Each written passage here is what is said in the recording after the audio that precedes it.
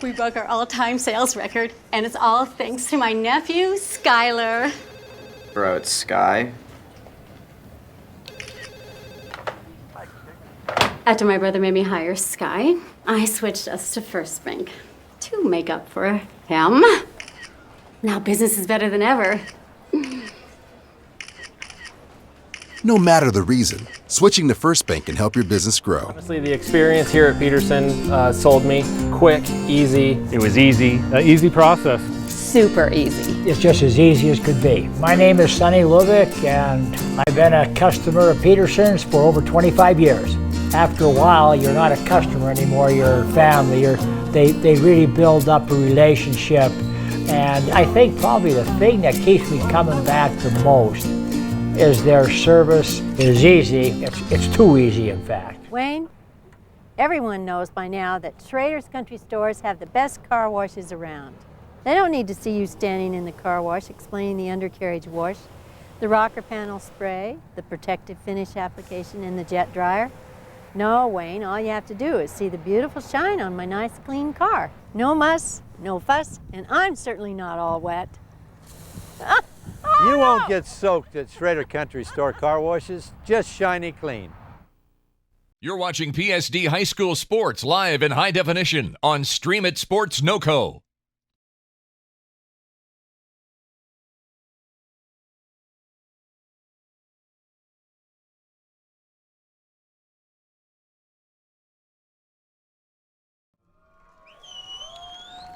We're back now here at French Field. Nice job by the Lobos band while we were away with the national anthem. As we said before, the kickoff will be the Lobos kicking to the north end zone. And speaking of the north end zone, there's the Lobos team ready to start this game off and run out in the field. And there they come, the Rocky Mountain Lobos. Arvada West coming in with a 5-2 record here in this newly formed Mount Wilson Conference. Yep. And Rocky Mountain coming in with an 0-7 record, but we vote them as absolutely the hardest schedule of anybody in the state. Yeah, it's not close. And tonight is no exception as well. Arvada West coming in with number 1 receiver in 5A, number 1 interception, number 3 yardage quarterback. So they've got some weapons, don't they? They really do, and you look to see how the Lobos rebound last week. They had a team down by 21-7 and just kind of let the lead slip away, got tied up, and then lost a heartbreaker in overtime. So you see how a very young team responds to that. We'll find out here in a moment. The kickoff is about to happen, and if we're looking the north end zone there, the flag does have a little bit of movement to it, so there's a little trailing wind. Still a beautiful night to play football here, that's for sure. And the 2 deep backs for the Wildcats, number 2, Tony Cass. Talked about before, he's a Coach Piatti said he is one of the leaders on his team and does lead the state in interceptions with 5, and also number 22 is back there, Corey Carrigan.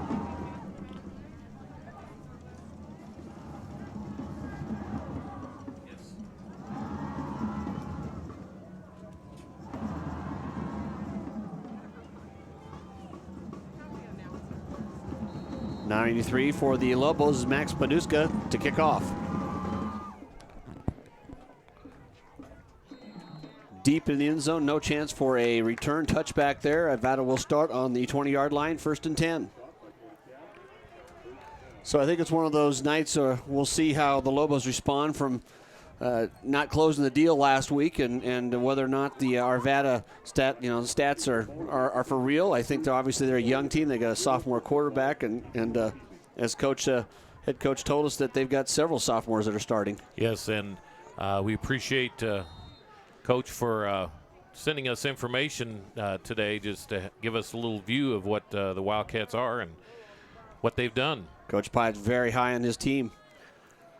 Big running back there right at the first play. Goes down the middle, too. He's about 235 pounds. He's a big kid. He said he calls him a workhorse. And if you got a 235-pound fullback in high school, till he doesn't get off the ground, you're going to run him. Gain of 8 on the first play. That's Joey Perez, number 1. And number 1 in Arvada West fans' hearts. Yeah, that's how you have a good passing game, too. You can have a pretty good quarterback combo out there. They do right there. The pitch and catch results in a first down. Chris McCarron on the catch for the Wildcats. Pretty calm customer back there, quarterback. Yeah, got the ball in his hands right away. Wolf on the tackle for the Lobos, number 5 on the far side corner. Safety's out there is Brady Morris at 1. Number 35 is moved over this year. Lobos showing a lot of straight man. You got to play a lot more, and that's what you got to do. You got to get in the backfield. You have to go after that slower handoff. Johnny Crutch is the quarterback for Arvada West. I think that was Isaiah Baldwin that time that shot the gap. But that's a big back. You just don't want to get him going. You don't get that head of steam build up, so you get to him quickly. I think you see a lot of man-to-man tonight by the Lobos, and they'll have to just because you're going to need an extra body up around the line of scrimmage just against the run. Crutch back to throw after the loss in the first play. It's picked off. Right down the edge. Got a chance to stay up. Takes inside the 20. What a great read by number 53, Isaiah Baldwin, who leads the team with 40 tackles. But right there, that's how you start the night off on defense. Yes, that is, and that'll give the Lobos a little giddy up in their walk, and that's only the 5th interception thrown by Crutch all year. So he's got 15 touchdowns to only 4 interceptions going into that. Yeah, that was just a look play, and that's probably the benefit of film study there, and a great break on the ball. He read the eyes of the quarterback and stepped right in front of it. Lobos 1st and 10. Sweep motion left side. Ryan Hutchinson downfield, gain of a couple. Gets inside the 15-yard line. The Lobos offense has been doing better the last 2 or 3 weeks. They've been scoring. And well, like I say, when they graduated, the many kids they did lost the individuals. Some moved away, some got hurt, and after a while, it's the guys you got, and you're starting to develop them now. They're a very young team. They've got several kids starting for the first time in the offensive line.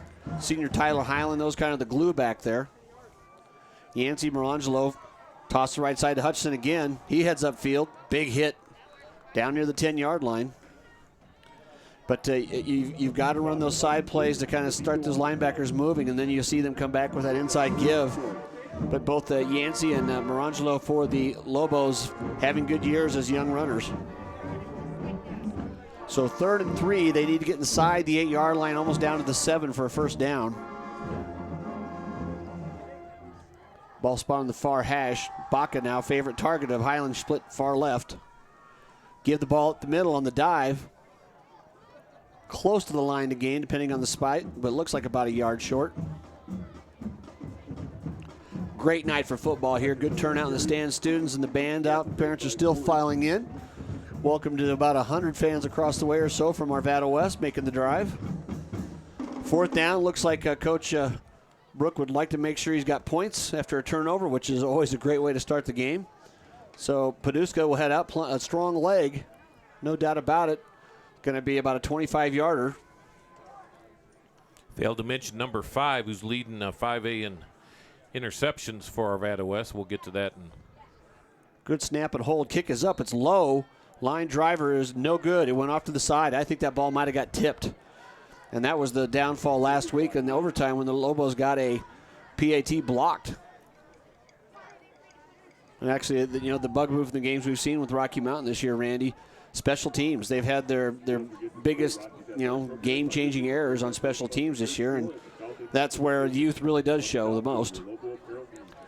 So the ball's we spotted back on the 20-yard line now. So no blood drawn on the turnover, the pick by Baldwin.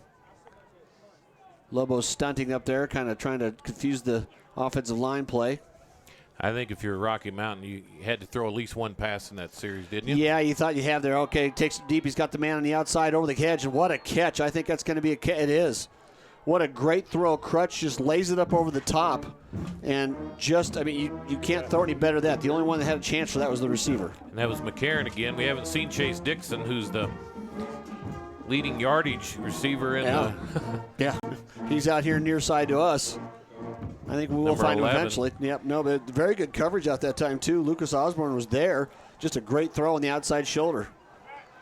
Give the ball up the middle, just swamped right under, though. No gain really on the play. Quick tackle by number 46 is Jeffrey Reich. And that's you got to play the zone read, the run pass option type mesh at the end in the pistol. with somebody coming forward all the time, because you love that quarterback sit back there and take the time to read. It just doesn't work out well. That lets the offense dictate what you're doing. Second and 10 now with single 8:06 coverage. to play. Single coverage out here. Yeah, you kind of got to go that way. He's looking for him too on the cross in. Nice throw and catch. Boy. Be about a yard short of the first down. That's Saturday type football there. Isn't Well, it? just the timing's what it is there. I mean, that Crutch is a sophomore. He's got a decent arm already for a sophomore. 2-year starter too. So he started as a freshman. Yeah, he's going to get better. That's for sure as he just gets stronger. But what I think the best thing there is that the receiver, number 11, Dixon, drove the defensive back as best he could, then just broke it off, and the ball was already in the air. Yeah, the timing was really, really better than you see in most high school teams. Yeah. Well, there was a pretty fortunate spot there. They got a first down out. It's a ball inside the 44-yard line. Crutch back to throw again. Looks to the right side. He's got a man open. He's going to overthrow him. Well, actually, he's going to be out of bounds. I think they're going to call the defensive back in the side for a grab or maybe a push-off. He bit bad, and, he faked the in and went out, and he bit bad. But you rather hold and give up 5 than it's going to be a pass interference call on the Lobos. 15 or whatever, than give up a touchdown. Yeah, it's a 10-yard penalty, automatic first down. You've had a few pass interference calls against you, haven't you? Yeah, I've been there. Every coach will always tell you, I'd rather see you grab and hold if you're behind them than just watch them run the end zone. That's the worst feeling as a defensive back, because everybody sees that your mistakes are out there in the open. That's what makes it such a hard position to play. So 1st and 10 now, ball in the 34-yard line. A couple of passes and a penalty puts him out there. Dixon on the bubble screen. Carries that ball out there pretty wild. Lobos just not securing the tackles there. A couple guys hit him without wrapping. Gain of about 13. So you really see the timing in this pass play out there, because Crutch does not hold the ball very long. He commits to the throw right away, doesn't he? Yeah, that's a senior, Chase Dixon. Also returns kicks.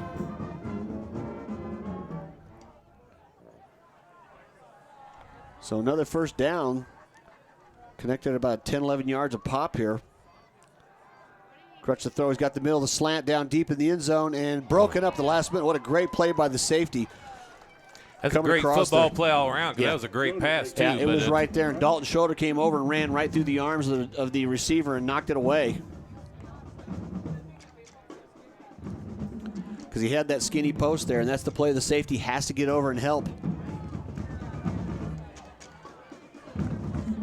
So 2nd and 10 after the incompletion. That did stop the clock. Perez back in the game now, running back. Kind of think this is that part of the field, although the Crutch is throwing the ball well, but you kind of want to get the big fella some carries too. And he takes one right up the middle. Gets some good help and a solid tackle right away. Still drags Jeffrey Reich. And another guy, hang on. Yeah, sophomore Jeffrey Reich hitting the big guy, the senior. Probably giving up about 20 pounds, but got right to him. Well, he didn't let go. Yep, only gain of 3 there. So a big third down play here for the Lobo defense. 2 split, single back behind. Crutch in the pistol. Lobos back off, don't blitz. Give it to Perez right up the middle. He busts through into the secondary. Gets a good read call. I think that came from the bench too, because there was just the Lobos had backed off their 4-man line and kind of stepped back to be more pass pro, trying to make the play and didn't get it done. So the first down carry gets the ball inside the 10. It's goal to go for the Wildcats. Perez again straight up the middle, hits the pile. Doesn't really go, maybe a yard. Great job of just plugging the line there. Johnny Crutch coming in, hitting 64% of his passes, already thrown for almost 1,700 yards, over 1,700 now. Zia Baldwin on the tackle there. Perez, 470 yards rushing so far this year. And Dixon, 53 receptions for 720 yards. Crutch looking for the inside-out play on the edge. That time, just the timing is a little bit off. The receiver did an in and out. Basically, he ran a curl, tried to influence the defensive back inside. And the ball was thrown outside before the receiver, though, could get his feet underneath him and move to it. So 3rd and goal now. the Lobos could get they could get a stop here and just maybe give it the attempt for 3. That would probably be a pretty good result on this drive. See all the players looking down at their wrists. They see the play coming to the sideline. Snap, throw, the fade pass out to the top. It's going to be caught. Nice throw, nice catch, touchdown. Wow. Just a long throw over the top. Chris McCarron, the sophomore, takes the fade pass. I'll tell you, Crutch, like I say, it's not sometimes the velocity. It's when you throw it and when you get it there. And he laid the ball on the outside edge again, throwing just a really nice football to the outside edge for the fade pattern for a touchdown. They've practiced that a few times, haven't they? Yeah. Well, they're both sophomores, and they've probably been doing it for a few years.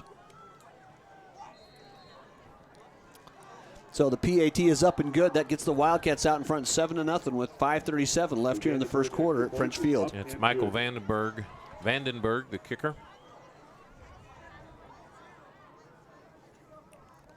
Rocky Mountain High School football would like to send a big thank you to all the parents who Again, we want to thank our Arvada West viewers tonight. No, it's hard to get down I-25 and be here at 6 o'clock, so hopefully you're watching on your device or your Apple TV on your big TV at home, and just put your son on the bus and said see you afterwards. Yeah, that's right. We'll have pizza ready when you get back. Yep. It's funny to think that people rely on their smart devices to listen to us, but we'll take it. Yeah, well, that's kind of an oxymoron, isn't it? Randy McCoy, David Haase here with you.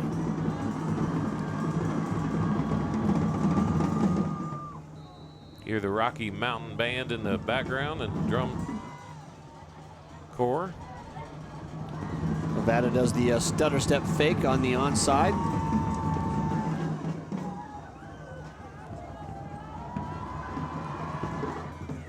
Kick's going to be taken at about the 8-yard line. Tano cuts to his left. It's going to cross the 20-yard line, so about a 13, 14-yard return out to the 22, be first and 10 for the Lobos. So they did move the ball effectively on the ground, but stalled and missed the field goal. So we'll see how their second series goes. He kind of got scissored there, didn't he? Yeah, he did. Yeah, kick return's a lot about courage. You got to run hard and you got to tackle hard. You can't miss anything. If you slow down, it generally gets by you. Highland under center, Hutchison in motion. Quick little throw outside. That's just too high and incomplete. Just trying a quick little out screen there just to defensive backs playing off to Cody Stevens, and fastball that kind of got away.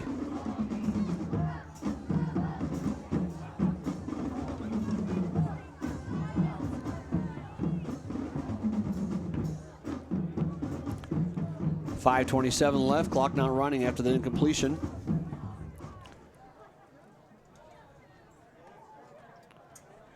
Hutchison in motion again, gets it on the sweep to the outside, cuts up field. Turns it up, gains about 5 or 6. Arvada West has given up some points, so Rocky Mountain ought to be able to you get some rhythm going there. That's part of the thing, though, too. When you got successful passing, you're moving it down the field, you score quicker, put your defense back out there longer, too. Yes, you do.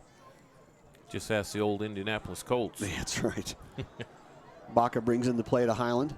Highland hitting 44% of his passes, 902 yards this year. Yeah, kind of the accent on that, too, is he got 4 touchdowns. They have not been successful in the end zone. That's a great throw there. Nice job of catching the ball coming out of the backfield in the slot. Christian Atherton, the junior, took a pretty good shot. And a good quick release by Highland, registering there. The corner was up tight and the safety was way off. That slot was wide open.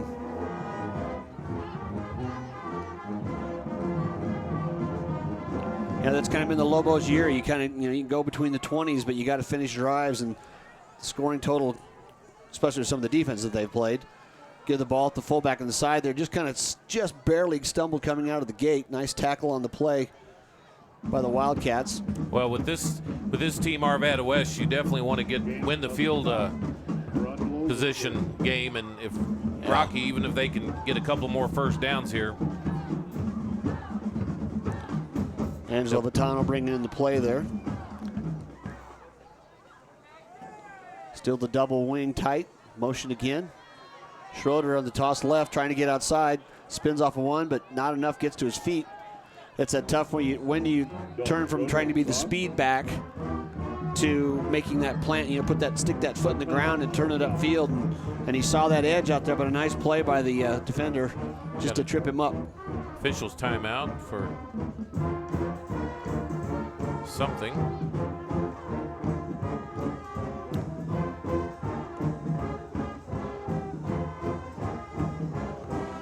No flag, just trying to figure out what they got going on. Oh, it was personal foul.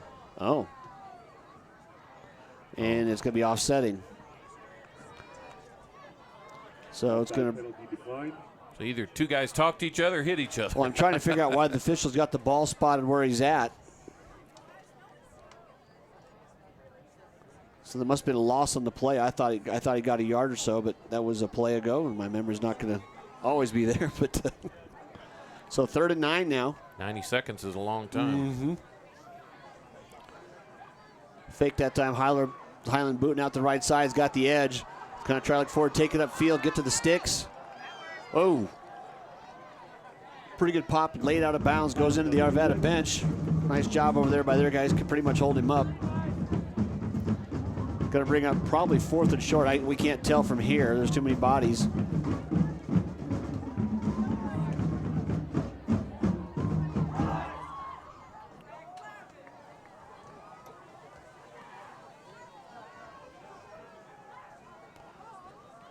Well, we know we got 4th down on the card. Officials are 4th and a foot or a yard. About a yard, but I didn't think he made it there. But the sticks are off the edge of the field, so and Rocky Mountain's going to go for it. Yeah, you're 0-7. What do you got to lose? Well, it's just you got to show your kids you believe in them. Yeah, it's a young team, a lot of skilled players there. Sweep going straight up field, going to get the yards across the midfield. And they've been getting, decent yardage every run. So Hutchinson on the carry. Hutchinson's had a lot of carries. They've really kind of gone to that sweep play first, whereas in years past, like with Cade Haregrove, just an outstanding running back last year, more of that slasher burst up the middle that would set up this. Now they're kind of using the sweeps play to see what you got defensively, and good call that time results in the first down. Ball outside. Highland's got the avenue. He's going to slide down there. First down yardage. Nice job on the fake that time. The linebacker stepped up, and you can see the maturation of him as an option runner. Well, he runs it really, really well now. Took off that long stride. You get that ride with that back in there, and that makes that linebacker step forward, and he just outran everybody to the edge. We've got some quarterbacks in town this year. Yes, we do. Yep, some very good athletes. Different types, too. A lot of offense generated in the Poudre School District QB situation this year. Pistol formation, looking to throw. Is going to have to get rid of it. It's going to be snowed under. Tried to step up in the pocket and stepped into the tackle. Basically, loss of 6. A West, number 98, was there for the Jack Boyer Jr. Mm-hmm.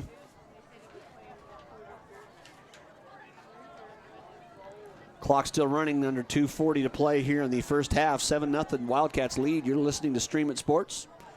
Stream It Sports NoCo on Twitter. Reach out to us. If you go to our sponsors, please let them know that you thank them for helping us bring you these games. Dive play right away. Straight up the middle. Gain of about 7. Back to the original line of scrimmage. Just a good burst that time.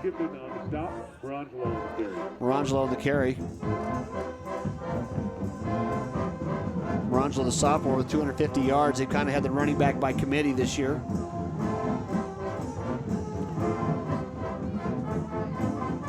Tom will bring it into play.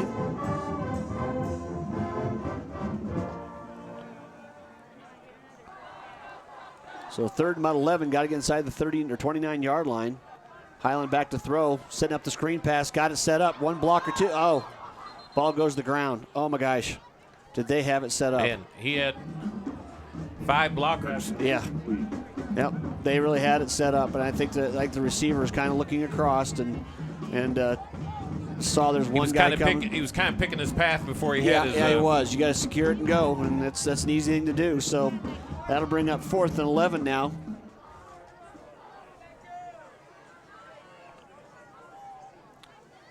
Hughes Ford back to punt, standing on his 46. Low punt, one bounce, got to get it out of his foot. Does a nice job just kicking it. It's going to drop near the 20-yard line. Nobody near it. Huge Lobo bounce. It's going to get inside the 10, near inside the 5. Don't matter how it happens, does it? Yeah. It looks like in the book, but I tell you, that was just a nice athletic play that time by Saren Hughes Ford, because it just to get it off. He didn't take a step. He said, I'm launching it. It's a tough thing to tell a punter to do, to stay back and wait.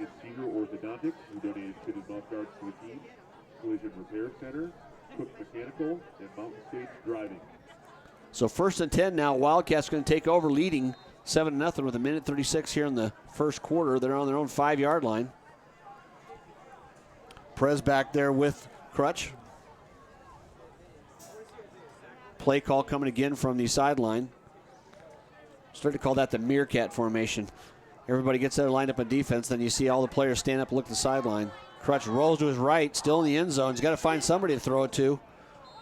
Very long developed play there, and I think that's a good, accents some of Crutch's abilities. He's got decent mobility, a decent arm, and get a chance to throw it out there just a little off. And that, when you're running to your right like that, most people don't realize that's hard. He was still running parallel line of scrimmage. You needed to kind of turn it forward. He could put more on the ball, because that was all arm and shoulder, and it was just off. I mean, it's going to flow the same way as you are. It's like a shortstop trying to throw across his body.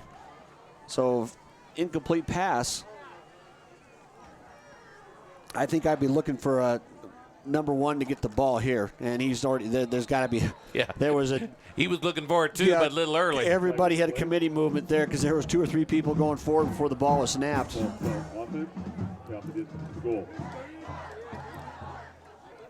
Another game on Stream It Sports tonight. Overland and Smoky Hill.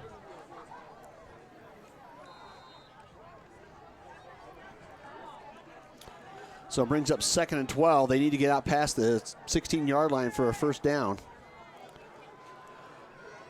Crutch is about halfway back in the end zone. Going to throw again. Trying to throw a pass over the top. Corner's a little bit short. And it's going to be interference. Yeah. I was going to say. They're going to get out of jail. He was good till the end. And Yep. And it's one of the hardest things to do. You've got no help. You're on an island.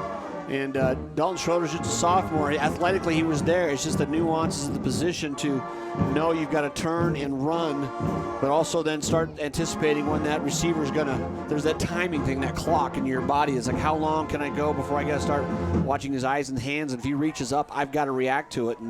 And the timing was just a little off. So it shows what a confidence they've got in their passing game. Coach Pyatt, he said he's really proud of his kids and the leadership he's getting out of his sophomore quarterback, Crutch, and it shows, because that's 2 passes in a row. You got a 235-pound back. Most teams would try to punch that out of there, wouldn't they? They would, and they tried once, but got a penalty.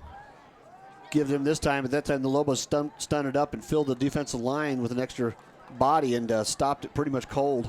Perez, one of those guys that once he gets going, he's hard to bring down, but he's not real quick off the. Big guys like that, you got to get to their legs early. You give them 4 or 5 steps at you, and that's a whole lot to handle. I remember a little running back called Robert Holmes. Way back. Of course, 2nd and 8 now. Larry Zonka. Yep. Give again to Perez. Lobos kind of get to him. He does fall forward. Gains about 3. It's going to bring up 3rd and 5.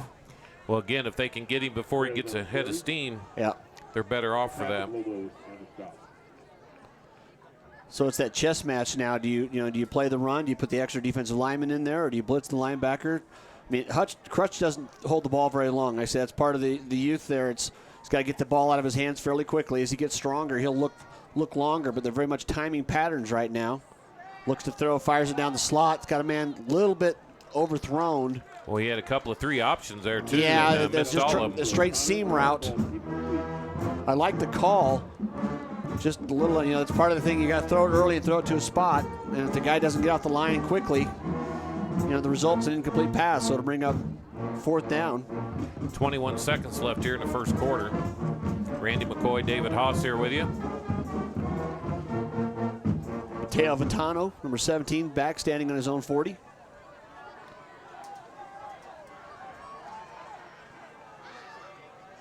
Good snap. Kick kind of end over end is going to be short, left out of bounds, so that's actually not going to make it to midfield. Side judge is going to keep coming up, and yep, start 1st and 10 for the Lobos on the 47-yard line of Arvada West. So they'll have one play here, 15 seconds left in the quarter.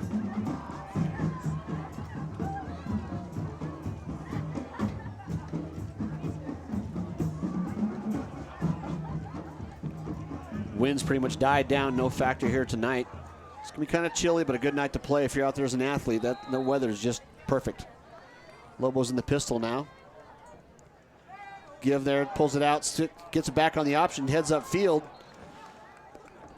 The defensive back did a nice job of getting off the block of the receiver out there. Clayton Bach kind of thought he was going to try to go outside. He started taking him there, and then he cut back in on him. That was just an excellent play by number 20, Okana, for the Wildcats. So that's the end of the first quarter here at French Field. The Lobos trail the visiting Wildcats 7-0. We'll be right back. Everyone complains about millennials. Nonsense. Millennials, I salute you. You save money like no other generation. You share cars, Wi-Fi passwords, canoes, deodorants. My grandson bought a pair of pants with me. They share pants. Today's his pants day. No baby boomer ever shared a pair of pants with me. You're watching PSD High School Sports live in high definition on It Sports NoCo.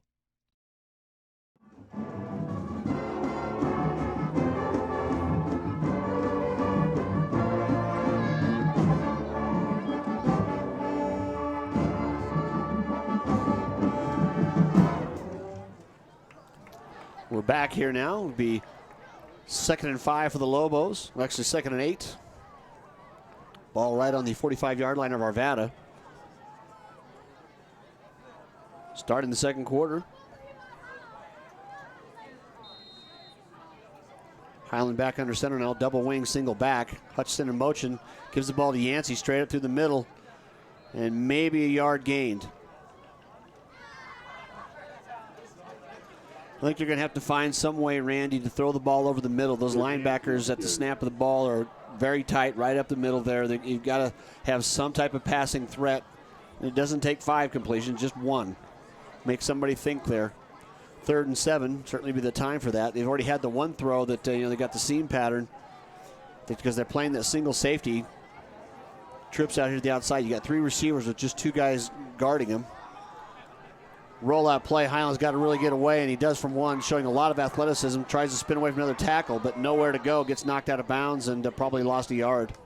It was a designed rollout, but it was, and it looked like he had a receiver down the field, but no time. Wasn't able to connect. Get the head up and try to get rid of the ball, and rather than throw one, now you get a chance to punt it away. Defense has done a good job since the first drive. See if you can stop them again, punt them back and deep in their territory.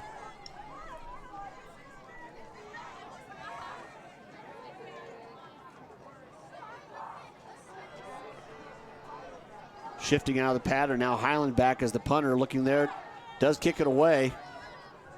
Ball's going to bounce, so die inside the 10. Keep rolling down there. They're going to gain it right about the 1. What a play. So Rocky put the shift on, just tried to see if Arvada would, recognize it, and then they did, and the safety come running up there, a nice low kick. That couldn't have worked out much better. Ball down. The center is going to have his feet in the end zone. That's how close it is to the goal line.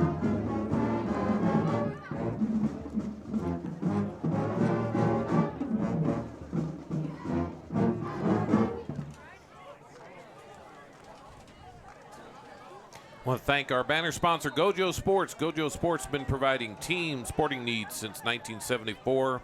Screen printing, embroidery, leather jackets, and more. Your local place to get high school gear. Crutch back in the pistol. 2 running backs next to him in the end zone now. You only got 1 wide out both ways. You're really going to see the blitz coming now. They're just trying to throw another fade pattern, trying to throw up on top of the receivers out there. A little overthrown. That's high risk, high reward, but he throws the ball to the outside. He does a good job of placing the ball. He had the 1 pick earlier on a timing pattern, but it was a foot away from the 99-yard. Yeah, it would have been a foot race. And that's tough as the corner. You don't, like I say, you're all alone. I've got a slight bias, but I still think that's the hardest position to play in sports right there. A lot of things have got to come together for them to complete that pass too, though. Yep. I formation now back under center. They've got to poke it out of there, otherwise they'll be punting from the back there. Boy, they almost got a safety. I'll tell you what, Perez, he was hit in the end zone. He was hit in the end zone, and there's going to be called a safety. I mean, they got to his legs right away and stopped him there, and obviously never made it down the end zone. He dived across, but apparently not quick enough. So the Lobos stouting up on defense and draw the safety after the great punt and roll. So after 4 innings, our score 7-2. Roy Halladay pitching for Arvada West, huh? Yeah. Talking about GoJo Sports, you want to check out their new location of 1437 Riverside, just down from the Coloradoan on the south side of the street. And speaking of the Colorado, I want to thank them. As if you're watching this game on the Coloradoan's website, we appreciate that. We'll have Kevin Lytle with us throughout the weekend. Have 3 games this weekend, 1 tonight, and got a double dip tomorrow. Got Fort Collins and Skyline, and then Fossil Ridge and Denver East in the nightcap tomorrow. I think it's going to be the homecoming, too, for the SaberCats. Been a lot of talk this week in the paper, and when parents, you start looking at the RPI, because there are only 16 teams make the playoff now. Little discussions going on in there. Yep. So Lobos will be taking a kickoff. You got a choice of either punting it or kicking it. Most teams in high school will kick it from the 20-yard line, so should have pretty good field position. Ball's going to be driven, taken at about the 25-yard line. Lobos trying a right-hand return, getting in front of a few people out across the 40, 50, makes a couple guys move. He's back out in the open field. Cross midfield, great job, and then going to come back. Here comes all the laundry. The brothers Matano deep to receive. Ball is returned by Mateo. I like that. Mateo and the announcer did say the brothers of Matano, which is what a special moment for their family, because you got Mateo out there with Angelo, and not many times you can say that, especially in a big school. So right there at midfield, you're getting about a 10-yard penalty. Otherwise, they're still going to start around the 40-yard line. That's not bad. No.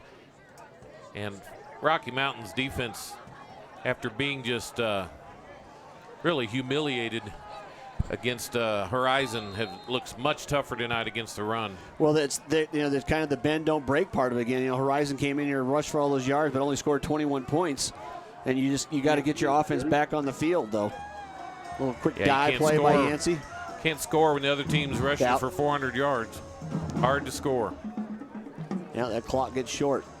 10.5 minutes to play here. Once again, it is 7-2. Safety on the last defensive stand by the Lobos. Still 3-man line, a little spread out now. Give on the inside sweep. Spin away by Hudson, first down yardage. Kind of makes me a tough run there, takes it out across the 50. I kind of wish he'd move that ball to the other hand, and Hudson's got those kind of skills. We know he's a good basketball player for the Lobos too, and has a chance there to really make a mark. Like I said, his carry since the first 2 or 3 games of the year really wasn't utilized that way. Now he's probably got more carries than anybody else on the team. Shows his athleticism.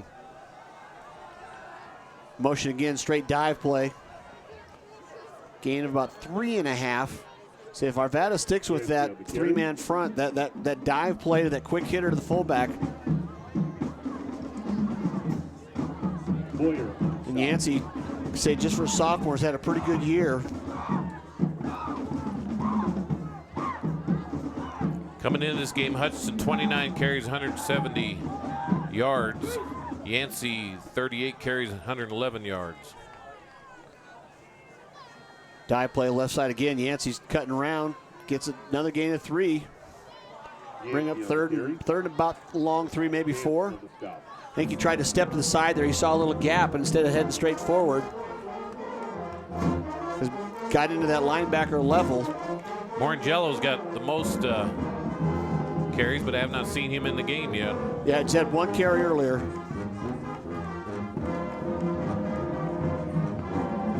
Coach Brook taking a look at a lot of players this year. Oh yeah, well you should. It's a rebuilding year. That's what works best. Highland on the sweep play again, got the outside run, cups at the middle, runs right through one tackle, down inside the 30. Strong, Hutchinson, just a strong run that time. Finally, he's finally broke that when he's gotten 4 to 5 yards on that. Finally broke that for about 15. Like you said, he's averaging almost 6 yards a carry, and it's like the old Novocaine. You keep running, and a great job over here on the right side, too, on the seal. Nobody from Arvada laid a glove on him for a couple of steps, and he got in the secondary, and that was just a great cut after that to take it down inside the 30-yard line. Fake, Highland rolls out. Nobody fooling that side. He's getting rid of it, though. Oh, my. He had to, man, what a great play call, because he had number 42 on the little drag pattern underneath there, Christian Atherton, who caught the ball but went to his knees. The ball was delivered a little low. Highland shows his athleticism there, too, Randy, because he rolled out. 2 Arvada players jumped his rollout right away. And just a great job of being alert on what kind of play was being run in front of them. And he had to get rid of it a little early and a little off target. Option right side, Highland touches it upfield, outruns 1, gets inside the 20, probably got the yard to gain. It's a nice fake. Yeah, like I said, when you're getting 3 and 4 yards there, those linebackers have got to own that. They've got to step up there and take it. We're going to have a timeout on the field for a measurement here, see if the Lobos did make the first down. They made it by the nose of the football. Okay, Swami. Got your Swami. Mm-hmm. We shall see as the Roxbury. Well, it's 3rd and very short, and I would imagine since they went for it on 4th down on the first one, they're going to take 2 tries to get this one. Great shot there by our cameraman, Brian Roxbury. Oh, missed it by that much.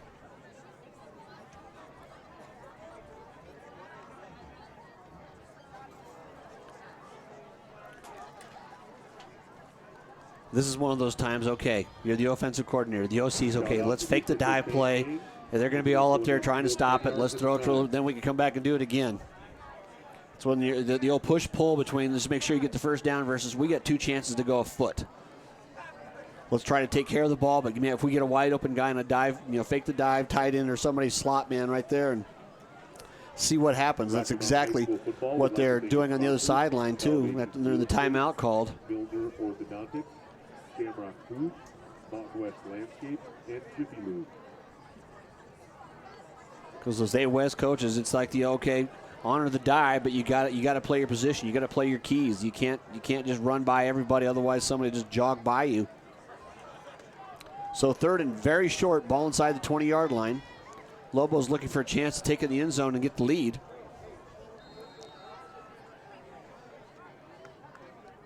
Motion. Give the ball, dive left side, first down yardage easily. Down inside the 15-yard line. So the quick hitter, Yancey, nice job over there by both the Lovell brothers, Spencer and Lowell, 74 and 73, the junior twins. 7:52 left here in the second quarter. Clock running. Got to compliment the guys up front for the Lobos, doing a nice job these last 2 drives of starting to run the ball. Highland quick on the outside pattern that time, and the receiver just couldn't get a piece of the cornerback. Nice job of getting up front.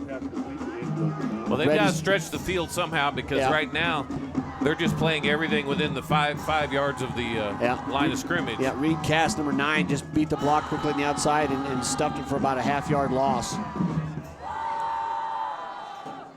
They do play pressure on the D, that's for sure. They only got 2 high safety.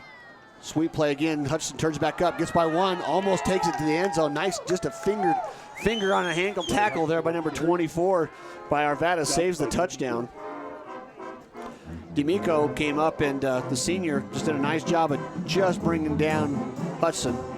I tell you, one thing like Hutchinson does early, he gets the ball in that sweep, turns and gets his shoulders square to the line of scrimmage, makes that cut. He sticks that, shows that basketball type ability, doesn't he? He puts that foot in the ground and makes a cut and gets going forward. Same play the outside this time. There was a shot between the linemen, nowhere to go. That was not a surprise at all, was it? No, they said you've got to kind of change those over. That's going to make it 4th down, so we'll have another field goal attempt here.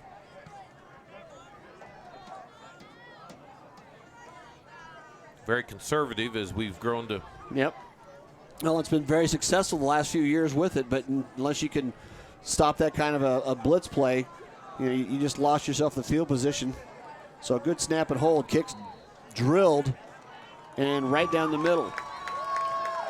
So after the safety caused by the defense, the Lobos come back, drive down, get 3 points, get on the board offensively. They trail 7-5 with 6:22 left here in the first half. You're watching Stream It Sports. Wayne, everyone knows by now that Schrader's Country Stores have the best car washes around. They don't need to see you standing in the car wash explaining the undercarriage wash, the rocker panel spray, the protective finish application, and the jet dryer. No, Wayne, all you have to do is see the beautiful shine on my nice clean car. No muss, no fuss, and I'm certainly not all wet. You won't get soaked at Schrader Country Store car washes, just shiny clean. Rocky Mountain will kick off now. 6:22 left here. Randy McCoy, David Haase here with you. Stream It Sports. Great night here at French Field. Just a little bit of breeze starting to come out of the south. Good crowd for a Thursday night game. Nice job by A West on the far side. Brought up quite a few people. Those that didn't make it tuning in to watch us, welcome. Caduceus kicks, line drive, and will go into the end zone. Kick goes into the end zone. Touchback, so it'll be 1st and 10 now. Arvada. First time in a couple drives they haven't started with their feet in the end zone. Yeah, it's been a interesting football game, 7-5. This is not the baseball playoffs. Yep. Well, the first drive, Arvada West went down there with a lot of abandon. The timing patterns, the throws were all working well, but the last couple times they're just a little off, and that's the difference. If your timing is off, it's an incompletion. Rocky still with the 4-down lineman. Give the ball to Perez. He breaks through the middle. Rumbling to the outside. Dalton Schrader gets to his legs, brings him down, but not after a gain of about 8 or 9. Good effort there by the corner. Just get out there. You get the big guys there in the open field. You just get square, get low, and get a leg. There's not much else you're going to do. If he drags you, fine. You got to get him down. That was about as quick as we've seen him hit a hole. Yeah. So he may be getting warmed up. And well, he got to the outside, as the first step there, and just a little bit of a crossing. Didn't try to take it straight up the middle. Credit the A West line, too, for making a couple good blocks. 5:51 now left in the half. Blitz coming for the Lobos. Perez again dives through the middle. Basically just kind of put his shoulders down and went through the hole. Gain of about 3.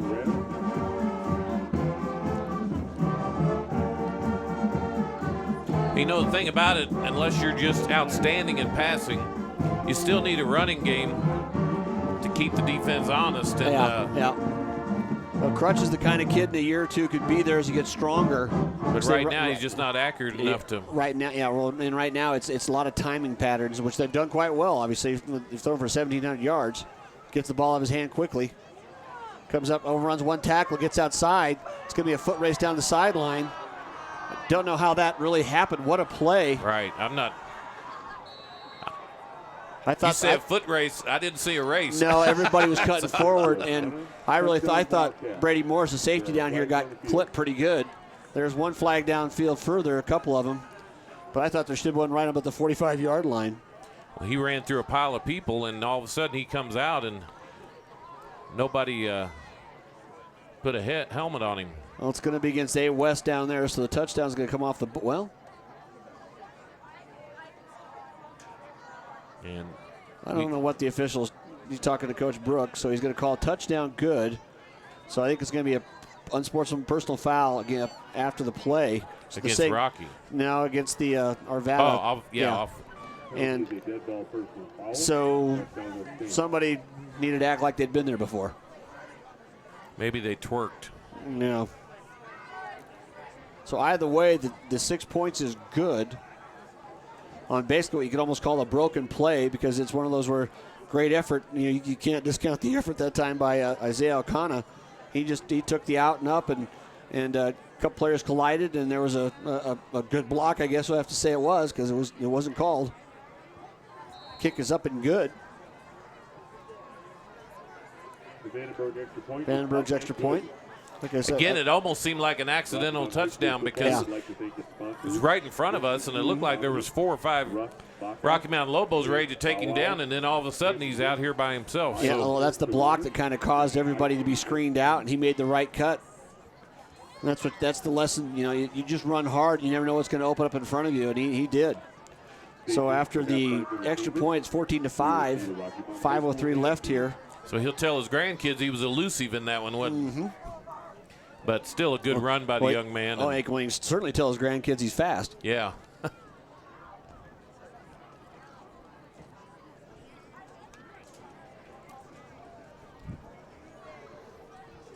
So 14-5 now. And Schrader Arvada and Botano back. Will kick off 15 yards. Well, and if you look back, 10 that's the same kind of play that Zach Leal for Poudre did against Rocky. They had about 3rd and 25 or so, and he got the little same kind of bubble pass, got out in the green space, and hardest thing to do is tackle in the open field, and that's 2 times, this year, a big play. That one went to the house. Really changed the game so far.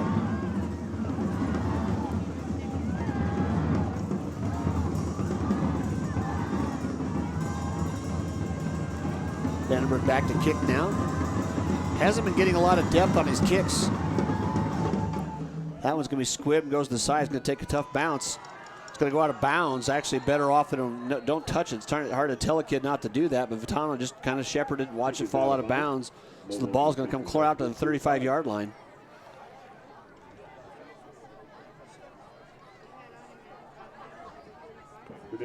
So an even 5 minutes left here in the half. Chance for the Lobos to go back and try to close on that gap. 9-point deficit right now. Big weekend coming up in sports. We've got finals starting to happen in volleyball and softball. Front Range League's got 6 teams in the state for softball. It's a tough conference. Oh, yeah, we've said that over and over. The girls athletes here in northern Colorado, every sport, they're pretty tough. And in this specific school district this year. Yeah. Highland looking down the middle, stands around, looks at good job protection. Is going to have a hold call there. Nice throw down to Hutchinson. And I think Hutson's going to be called for going out of bounds and coming back in. I don't think it's going to matter because there's going to be a hold in the backfield. Our referee strolls on down to midfield. Fossil Ridge with 2 teams that I think have potential. Certainly volleyball has potential to go away, get to that championship match. You got to do a volleyball game the other night. Yeah. By your text, seemed like you were really happy about that. Yeah. Well, we didn't. Nobody really knew the high wire act we had to do it. That's more climbing vertically than I've done in a long time. And credit cameraman and producer Chris Colton. He goes, "Oh, that's no big deal." Well, yeah, you're 20. Yeah, he's 21 years old, or 23 or whatever he is. Yep. He looks 12. Yeah, he was texting me and saying, "Well, we'll figure it out." Yep. Yeah, we just got to climb Everest to do this. So. Yeah. I forgot that he had Grandpa with him, so I didn't know what. That's right. Yeah, anyway, Fort Collins won.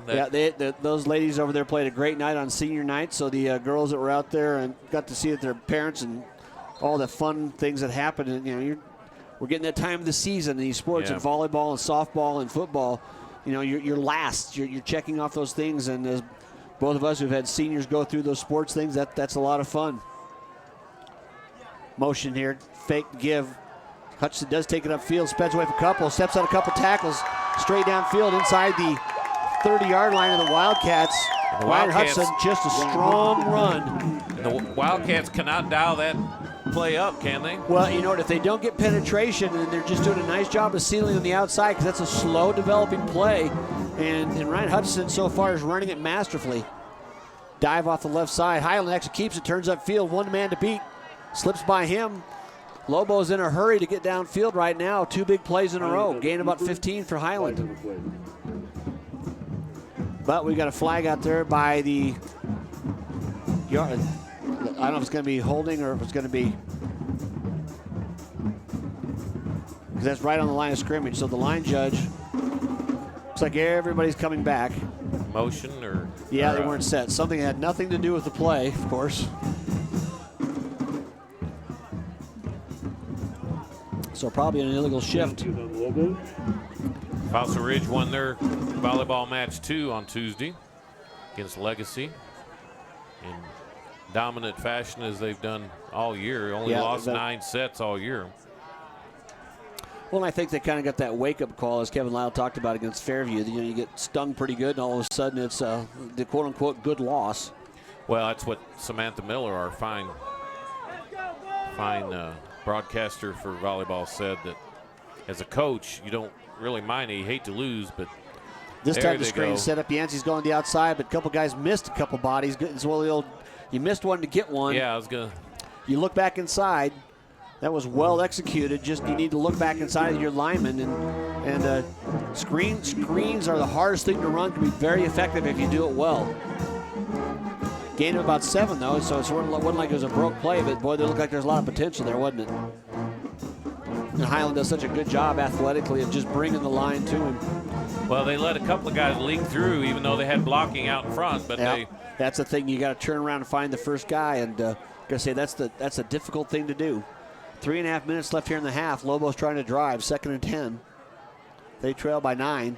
Toss the right side. Schrader trying to get the edge. Turns up field. Gains a couple.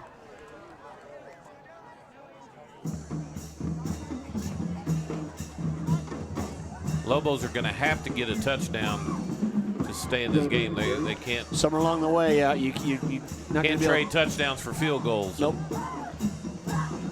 Even new math, that doesn't work. Yeah, that's a good job by the staff there. Atherton, number 42, came up limping. He did not want to come off the field, but they saw that and get out of there. I mean, appreciate your toughness, but we need you back when you got both legs under you. So 3rd and 8 now. They got to get across the 17-yard line for first down. Highland back to throw, straight back to the puddle. He's going to get flushed right away. He's got a man open down to the edge. And just didn't get put away. Good hit, perfect timing. Yeah, it really was. Hutchinson was just waiting for the ball, and it's kind of one of those you got to get out and reach it with your hands. There's a lot of heat put on that one. So Lobos are going to try another field goal. Pretty long one on a cold night, too. I think Paducah certainly has got the leg for it. Ball's going to be snapped and placed outside the 33-yard line, so it'll be a 43-yard attempt. Driven but pulled left. Strong enough leg, but it's one of those you kind of overcompensate, swing your leg a little harder. So nothing will happen. It's so hard there. to just relax and yeah, it is. To not hit it right, and you pull a little bit, pull off the side. But a little bit like my golf stroke there. That's right.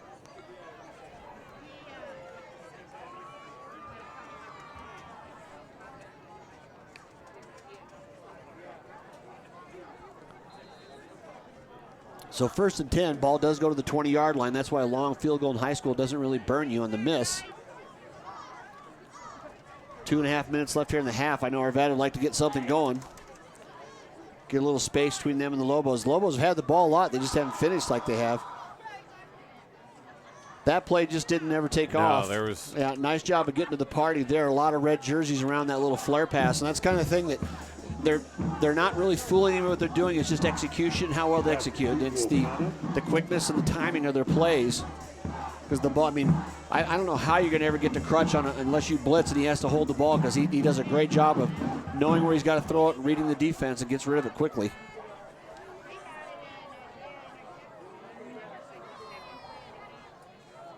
So after the completion and the run, loss of just a little bit. Clock is running under 2 minutes to play now. Might have been better off not even catching that one. Yeah.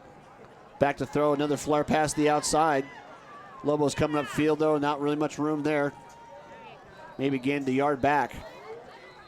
So after all the vertical throws they were making early, they've kind of all of a sudden tried to go sideways here, but we'll see how that keeps going. Timeout taken here. We'll have one up here. We'll be right back after this message. Honestly, the experience here at Pedersen sold me. Quick, easy. It was easy. Easy process. super easy. It's just as easy as could be. My name is Sonny Lubick, and I've been a customer of Pedersen's for over 25 years. After a while, you're not a customer anymore, you're family. They really build up a relationship. And I think probably the thing that keeps me coming back the most is their service is easy. It's too easy, in fact.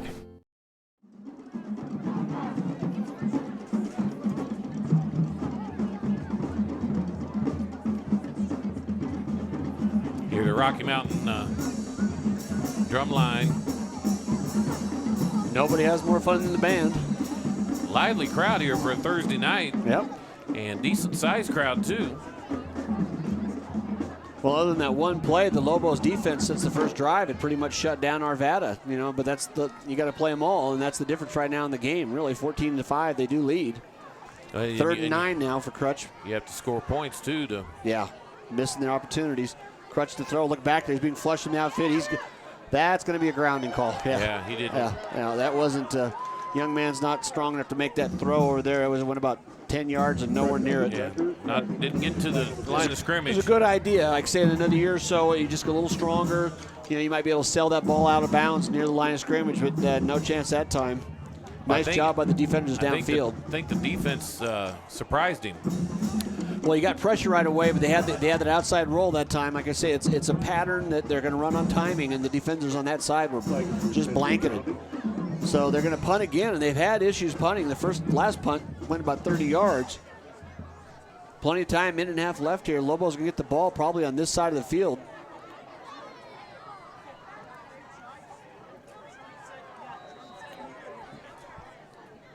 Vandenberg deep in the end zone.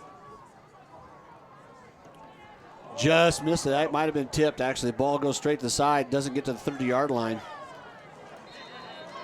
And actually, that wasn't Vandenberg. That was number 88. I thought the punter was also the kicker. That's my bad. But, you know, that was Trent Shell, the junior. One thing he did, though, Randy, there well, didn't take 2 steps. Catch it and kick it. Yeah, you got a little adrenaline going on back there with your kicker, don't you? Yeah, you're a man on an island for sure. Everybody's coming after you, and they had a good rush on. So Lobos are going to get another chance. They've not lacked for chances here, and as you said, you just got to finish that drive. But they have not thrown anything downfield at this point. No, not the time to do it. Highland this time over the middle. There it is. Nice throw, nice catch. Kind of got to get going. Atherton with the catch on the slant. Because say when those linebackers are as close as they are, that's a tough to cover. There's nobody in that short hook zone. Good call from the OC and a nice play by the players. Back to throw again. Steps up, going to be sacked from behind. Well, it's not good. Oh, there it was. Yeah, it's not a good time for that. Somebody from Arvada. We don't put kids' names out in either team, doesn't matter. But the play was over, and he came up and chucked a Lobo from behind. That's going to be a personal foul. We keep saying Arvada. We apologize, Arvada West. Yes, we know there is an Arvada. That is true, yep.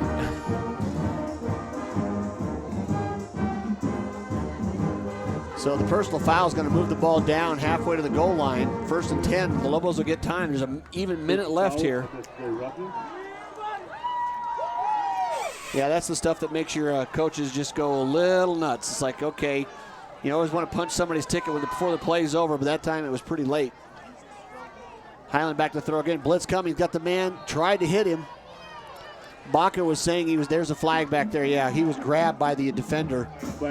As he ran by him, he had to. He was beat, and Highland put a good ball in there, but the ball looked like it was in front of him. It's because the defender had held on to the receiver. We'll see if they saw what we saw. Yeah, that's true. We've seen some things sometimes. Yeah. Pass interference. There you go, folks. Yeah, it was just a quick slant play, that skinny post. So Rocky Mountain in a place here was not able to score earlier in the game when they got this close. Plenty of time left, 54 seconds, 1st and 5. 1st and goal from the 5. They've got 2 timeouts left, so if they can try to run the ball if they want once. Hutchinson on the sword play, steps around a couple people, pushes forward, gets down to the 2. And a quick timeout being called, I assume. That's just to remind you a little bit of Spray. Oh, they didn't call timeout. Okay. Of Sprayberry, kind of just. Yep. Nice job of picking his way, leaning forward there. Kind of floats and then Rocky had 2 timeouts left. They want to save one probably for a field goal if you need it. Give the ball again. Now there's too many people in motion. Hudson's going to run in the end zone, but not going to count. They were in a hurry to get out there. I'm an advocate of calling second down timeouts, because then you can come out and you got 2 plays in a row. And that time they had to play with it, but they just weren't set. So it's going to take them back to the 7-yard line, and it ran off 10 seconds. And, you know, some teams 7 yards, no big deal. Rocky Mountain, 7 yards into the end zone is. Yeah, that's been the crux this year, hasn't it? That's a big deal. Have scored better of late, but 2 weeks ago when we were here, they were only averaging about 9 points a game. So, yeah, well, that's part of that problem of playing Columbine. Yeah, that's and, right. The murderous schedule they've had. They were at 0-6. They had one of the higher ranked RPIs in 5A just because of who they played. Now that stuff will all sort it out in the next few weeks, but right here now it doesn't matter. You got 2nd and goal from about the 11-yard line.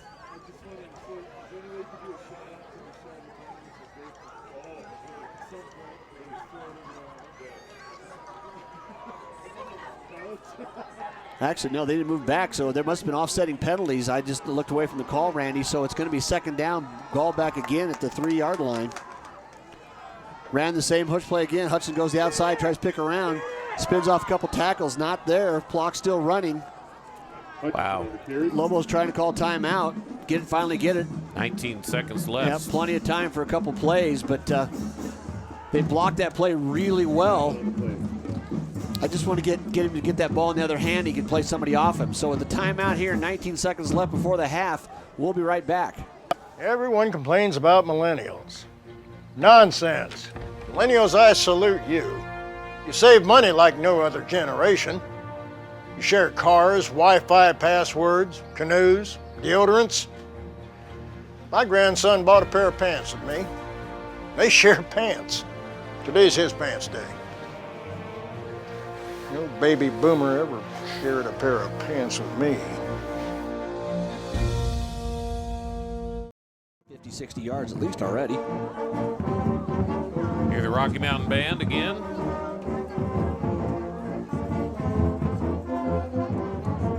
Spirits in the Sky.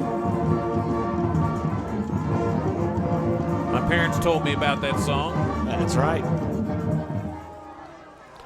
Big play here for the Lobos. Down by 9. 19 seconds left. They have 1 timeout remaining. Move the ball inside. They got to get it in the end zone. Again, give the side pull away. Highland try to spin up field. Gets away. Nobody there. They're stacking him up. They need to go down now because the clock's still running. Tried to run just a little option play, and Arvada just a nice job of flowing the ball, and actually looked like the mesh between him and the back wasn't, if it was a read play. I'll tell you what, they do a play action. It probably could hit a tight end or something right over the middle, because they're selling out to the run, and now they've run that sweep so many times that they're just, basically they're playing 2 plays, the sweep and then option.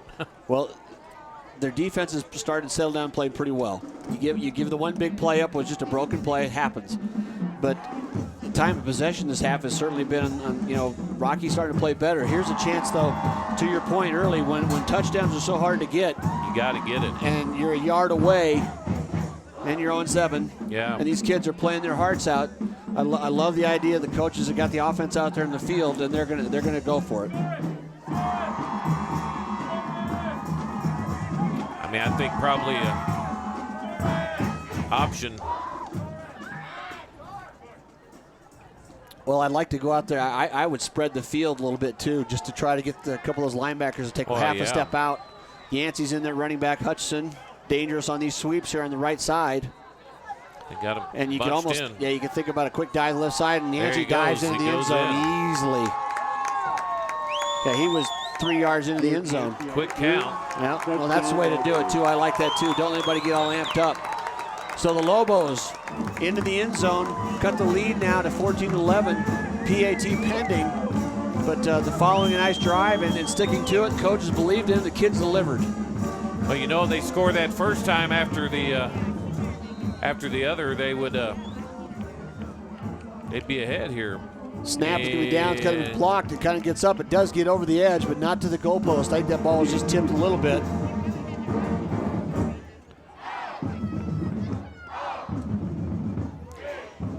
Is that number 10 or 19 that kicked it there? Oh, number 19, yeah. Clara Morgan was in, the senior. Okay. She's already made one this year. That one just kind of got, I think it might have got tipped, but had a little over-rotation on it because she's got plenty of leg.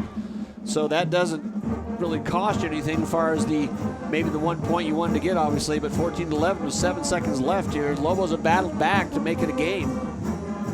And the way their defense is played, overall, you got to be confident going into halftime. I'm not sure how many Clara Morgan has attempted on the road on PATs, but I don't know of any other girl that's kicked in this town as long as we've been around. And it shouldn't matter. She's an athlete, right? That's right. But I got to give her props. 7 seconds left, so we'll see if A West is. I would squib the ball. I would not give their offense a chance for a long pass. So I'd make them run it on. Well, just because they're comfortable enough throwing it that you just don't know what'll happen. Yeah, and they're going to kick it deep. Taken short of the end zone, so it's eligible to be brought out. 1 second left on the clock. I was going to say, our friends next to us. Not the hometown count that everybody on this side of the field wanted. I don't think anybody would have said a thing if you had let the and one. Just inside the 30. Because integrity coming from the booth next to us. Yes, that's the way to do it. That's the best example you can show. Arvada West, though, certainly got the athletes. This is when your linebackers, your defensive backs, everybody takes a couple steps back. Well, you have those kind of numbers, and they're not going to take a knee. I don't think so. This looks like max protect back here for Crut. Yep, just going to catch it, and try to throw it long. Steps up. Actually, it's going to be a long out. That ball's intercepted. Nice job, just stepping on the route. Like I say, that's just a little problem with the arm strength. He's got to look at and stare it down, but a nice job of stepping in front of that.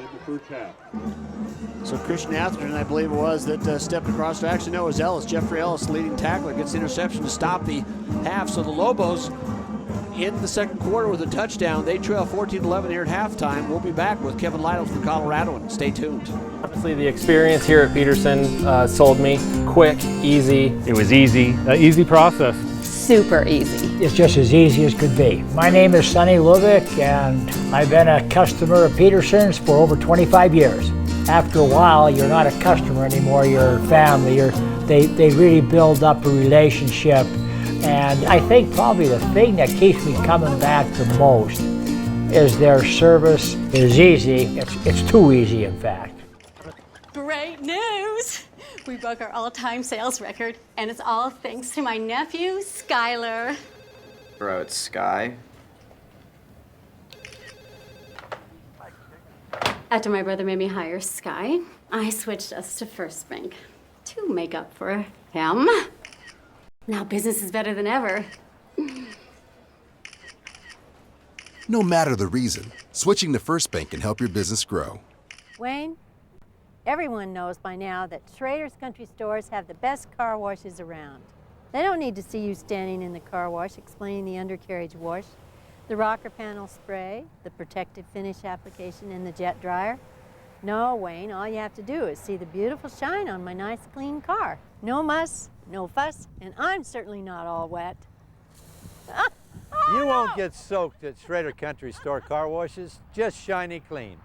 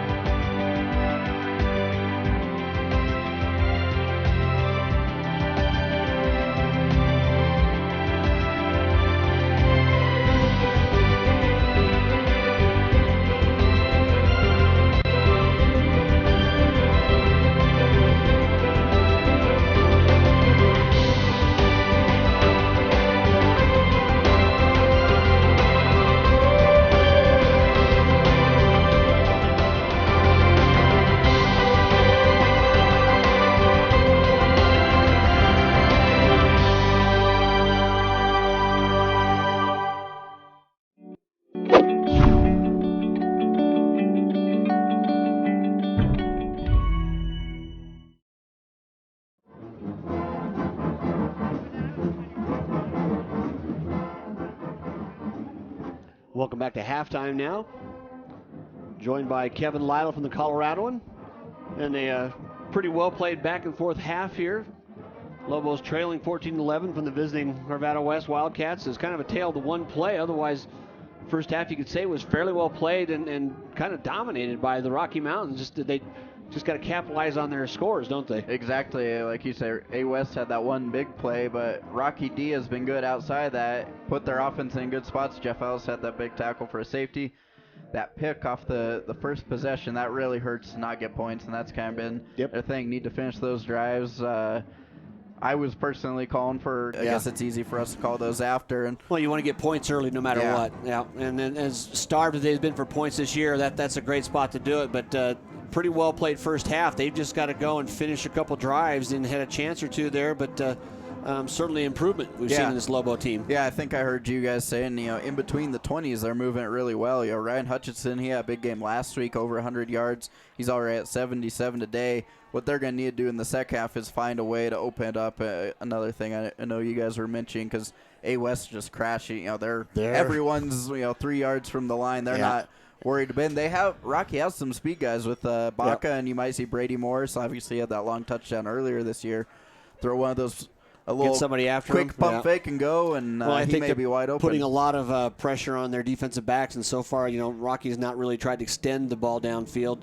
The rollouts, I think they've scouted pretty well. That Highland's a very good athlete, and they've done a good job. Even when he's gone out, he's been chased and harried to where he really doesn't have that room he'd like to have. So, but I can say overall, a pretty good first half for Rocky Mountain, even though they trail by 3. Yeah, and they get the ball to start the half, so I think they'll be confident with where they're at. Just keep moving, and it's kind of the old Rocky. You eat up a bunch of time, bunch of yards, and if you can score at the end of those, they're awesome. That's just the key right there. Got to finish at the end. So let's a little bit of a looking ahead. We got a doubleheader here tomorrow at French Field. We might as well just pitch a tent. First kickoff at 3 o'clock. They aren't even getting the buses out of the parking lot over here yet about that time, but our first game. Yeah, Skyline Fort Collins, a really interesting one. Skyline has a great record, not traditionally great. Fort Collins obviously is totally desperate. If they don't win out, they have no chance of making the playoffs. So it's going to be a big one.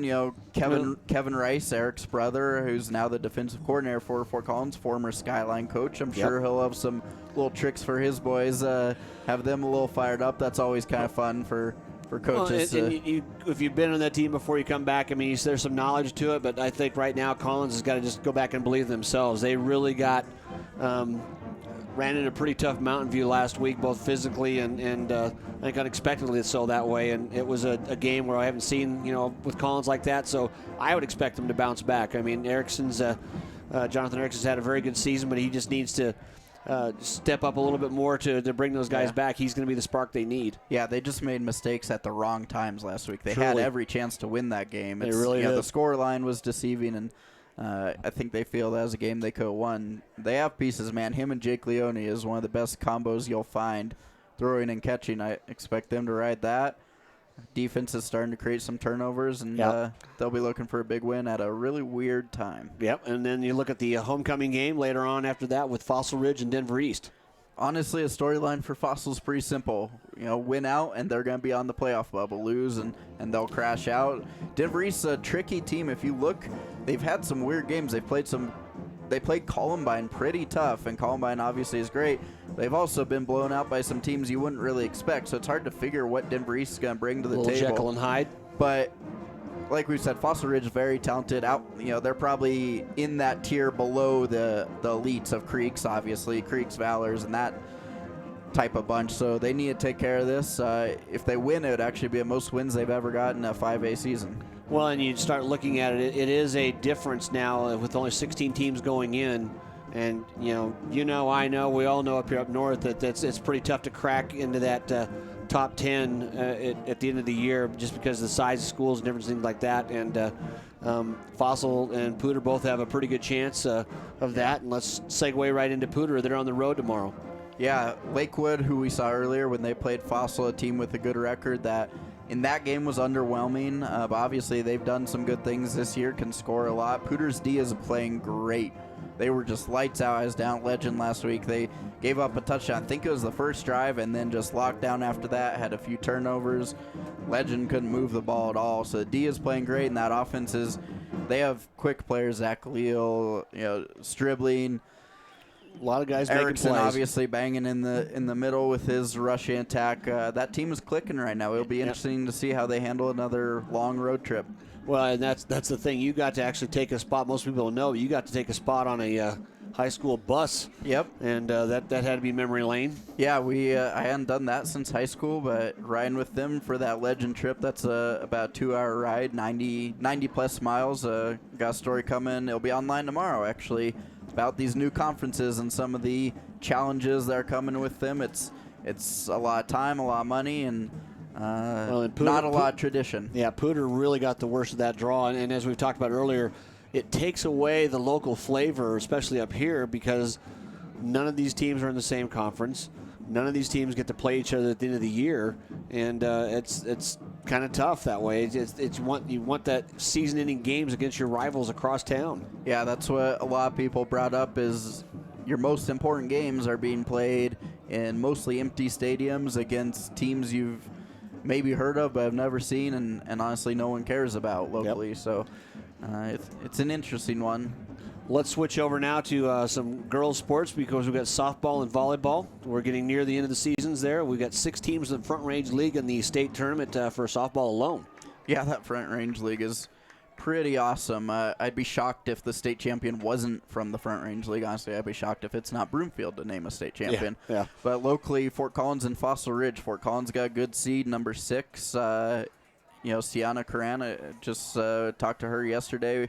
When she's going, they can be really dangerous. And that Fossil team, they're really young, but they're always there this time of year. No matter who they have, they're in the mix. So it'll be, and if they win their first round game, they get Loveland in the quarters, a team that obviously they're very familiar with and beat earlier this year. And then switching over to volleyball. Fossil Ridge, they lost that game to Fairview about a week ago, but they're still in prime position. They'll probably finish second in the FRL unless Fairview surprisingly drops one.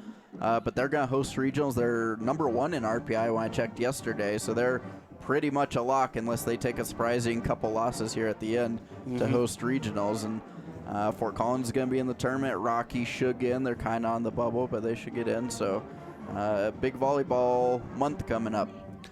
Well, thanks again, Kevin Lytle from the Coloradoan. How do we find you on Twitter? At Kevin_Lytle.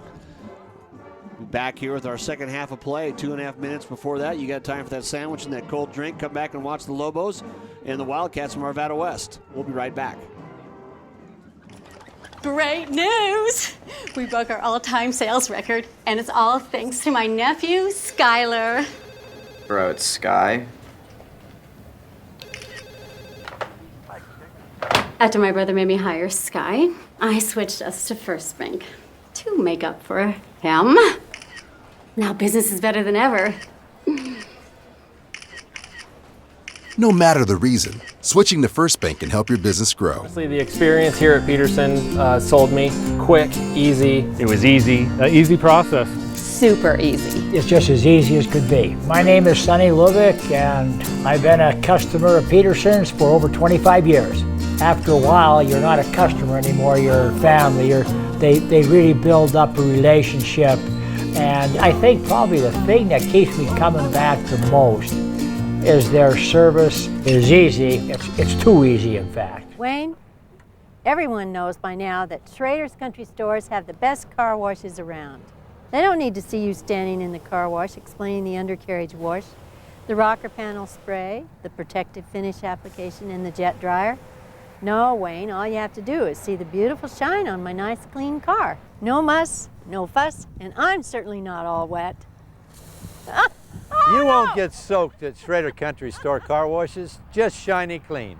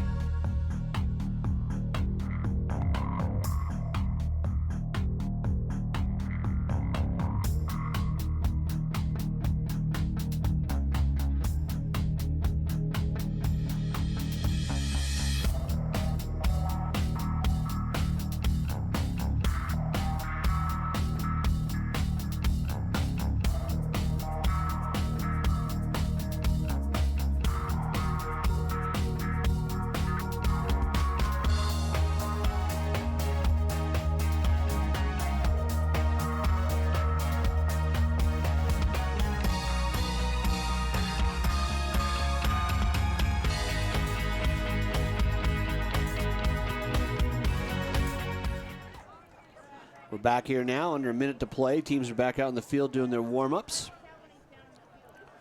Should be a very interesting halftime. Both Coach Pyatt and Coach Brook went in there and told their kids, it's like, okay, here's a game you can get. You've got to do X. You know, Arvada, like I said, their first drive, Randy went out and just methodically really had the timing down. I think then Rocky kind of saw how that offense is running and tried there. They've really stopped them pretty much since, but then Arvada came back and hit a play, and just a great individual effort in the run for about a 70-yard touchdown. Gives them the lead at half. Lobos dominating probably the time of possession, and probably statistically with Ryan Schrader Ryan Hutchinson hitting almost 80 yards in the first half alone on rushing. So they're doing the things they want to do to win. They just got to get there and get those final supports. You know, you just can't miss opportunities to score. Yeah, you can't trade touchdowns for field goals, and so we'll see if they're able to do that. Just outside, talk to Coach Taffel, the Rocky Mountain basketball coach. It's getting about that time. Really, tryouts will be. I think they start next week or the week after, first week of November, and he's looking forward to a strong team this year. And really, the city teams might be as evenly matched as we've seen in quite a while. That's a good point. Fort Collins strong. Of course, Fossil Ridge always has a strong team. Had the leading 5A scorer in Braxton Bertolette. But Rocky Mountain's got a strong junior class. Xavier Johnson and several of the players. You mentioned several of the players out here, including the quarterback Highland and Hutchison. So anyway, we're ready for our second half here. French Field in Fort Collins, Colorado. Arvada West kicking off. Schroeder Matano deep for the Lobos. Kick to be taken about the 6-yard line by Dalton Schroeder. Goes to his right. And the one guy that gets through the blocking gets a hand on him. It's the old don't miss one to get one. Nice hustle down the field, getting behind the blocks that time. Ball near the 20-yard line, so not a bad return, but you know, you want to have the chance to. They really had a wall on this side. Only takes one, doesn't it? Well, that's just good play by that Wildcat there. So first and 10 Lobos on their own 19-yard line. Got to have some confidence the way the offense played that second quarter as the game, the first half went along. They moved the ball pretty well, had a few pass plays, had a couple that just didn't work out execution-wise. Give the ball right up the middle this time, the dive play. Offensive line, got to give credit to the guys up front right now. They're playing pretty well. So we talked about both the Lovell brothers on the one play out there too, but you've got other guys that kind of rotating in and out. I'd like to make sure I get those shout-outs. The guys that toil in anonymity.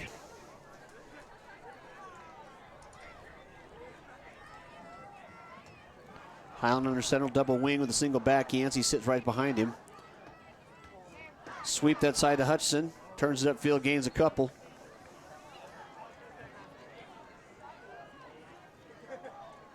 Carried on the play by Hutchinson. Shea Bloomer out there, number 62, along with 53, Isaiah Baldwin. Baldwin goes both ways. Outstanding tackler, too, on the defensive side. So he's got to sleep well after these games. That's a lot of work. Christopher Baker, also the senior captain, playing that right guard. Fumble on the snap. Highland just has to cover it up, so maybe gain a yard just by falling forward, but disappointing way to start your first drive. Well, and you don't want to give Arvada West a short field, that's for sure. I mean, I think part of the effectiveness this first half has been that they've had just terrible field position. Yeah, they pinned him down a couple times on punts, didn't they? But you don't want to give them the ball at the 30, 40-yard line, that's for sure. So Lobos punt, good snap, little short, get picked up. Kick, ball starts to turn over, drives the receiver down to the 40-yard line. Fair catch called. Pretty good punt that time by number 92. And that's exactly what A. West got. Yeah, get the ball near midfield, get your offense out of that shadow of their goalpost. You said that second quarter they had two series in a row where good punts by the Lobos, put them right down inside the 1-yard line even. Well, it doesn't open up probably their best set of offensive plays and opportunities when they're back there. So 40-yard line, you can run anything out here. Yep. It's first 10 now. Crutch back in the pistol. One back set sides next. Perez gives the ball to him. Ooh. Met right away. Tried to twist out of the fact. Just a nice job. Great getting centered up on the tackle there. That hurt all the way up here, didn't it? Jeffrey Ellis took a big load there. That's a big guy. And And they stopped him right down, gain of about a yard. Well, there's not been a play yet where Crutch has pulled the ball out of the stomach of the running back and taken off running around the end. And it may not be a part of his repertoire yet. I saw him, they warmed it up doing it a few times, but you may not want to expose your sophomore quarterback to that kind of a pop. He throws the ball too well. Give the ball again to Perez. Nowhere going. Boy, the Lobos are just stout up front right now. They're completely setting aside the line. Bottom of the pile there, Aaron Lambert, number 54. Well, part of the difference, we've seen some other great passing quarterbacks even this year, and the Mountain Vista guy, and Crutch has not been tremendously accurate, so they can sell out for the run a little more because got to play it. They haven't really proved that consistently they can complete passes, even though we know they can, and 2 picks. Yeah, with 2 interceptions in the first half. Back to throw now. The long out play is going to be the tackle's made. Yeah, it just takes too long. It's a long throw for a sophomore, for a young quarterback to make. And you can't do anything with your back to the goalpost and defensive person right on you. So it's a nice job of getting right up on there. So quick 3 and out for both teams. Fairly conservative set of plays for being at the 40. Mateo Vitano, they're not trying to, after they hit one long touchdown, the touchdown and a long pass on the fade patterns, those have kind of gone away. So the punting game's been tough for them. They still get a kickoff that time. Vitano's back out. He calls a fair catch on about the 24-yard line. I'm not sure where Arvada West is on the RPI, but we just got a flag thrown here on the sideline by 2. Got 2 flags. But they feel lonely over there? Well, I think one's going to be a sideline warning that late in the play because he didn't throw it at anybody. There's no players around him. But the other one's out at midfield, and you got to wonder if there's a block even on a fair catch. Personal foul against the Lobos. Penalty is dead ball, personal foul. So that's not good. Lobo coaches were kind of saying, okay, on a fair catch when nothing's happening, and so somebody must have got a hold of somebody's face or something. It's a tough one to see from us. Moves him back. Interesting. We've had the same referee almost every game this year, haven't we? He's recognizable. So 8:25 left here in the third, 14-11 after the punt, but the subsequent personal foul penalty called on Rocky Mountain moves him back to the 12-yard line.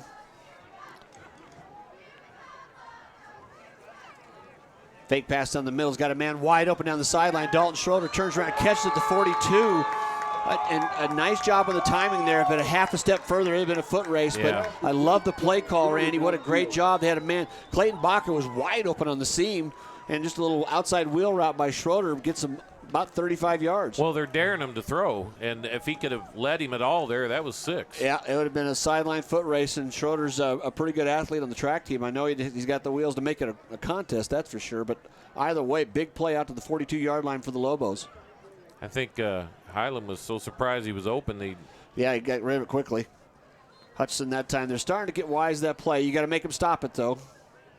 Ryan said, like I said, almost 80 yards in the first half alone rushing. And that's coming from a wingback spot, which in this offense is just about like a halfback. Well, and he came in with 170 for the season, so he's got half that in a half. Yeah, they discovered that obviously totes the mail pretty well. So gain of about a couple. Clock running. Thanks for tuning in to Stream It Sports. For those of you from Arvada West that hadn't had a chance to make it up here, thanks for tuning in watching this. Dive play straight up the middle. Not much going there. The one thing Rocky Mountain does not have this year that they've had in the last couple of 3 years is they don't have that bruiser to go up the middle. You know, 2 years ago. Yep.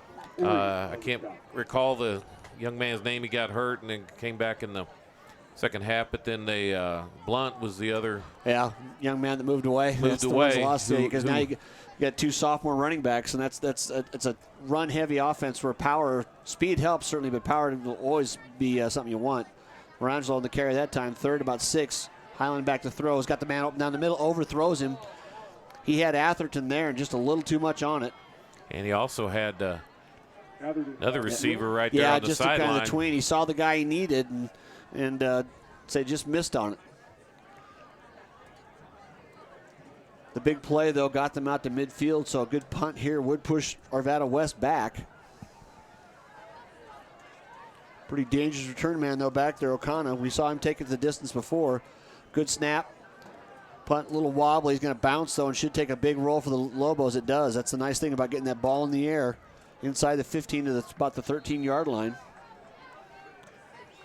It's almost like both teams have lulled each other to sleep here. Yeah, they found a way offensively. They found a way to stop each other. The defenses are playing pretty well, and it's that time of year. You are what you are. We always like to say, but there's nothing new that you're really going to show wrinkle-wise now after 6 or 7 games.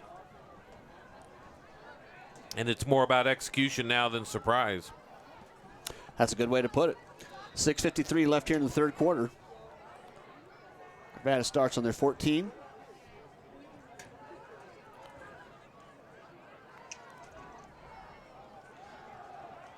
Tell you, Lobos right there at the end, you saw that they've done that a couple times. Ball's on the ground, and I think the Lobos have it.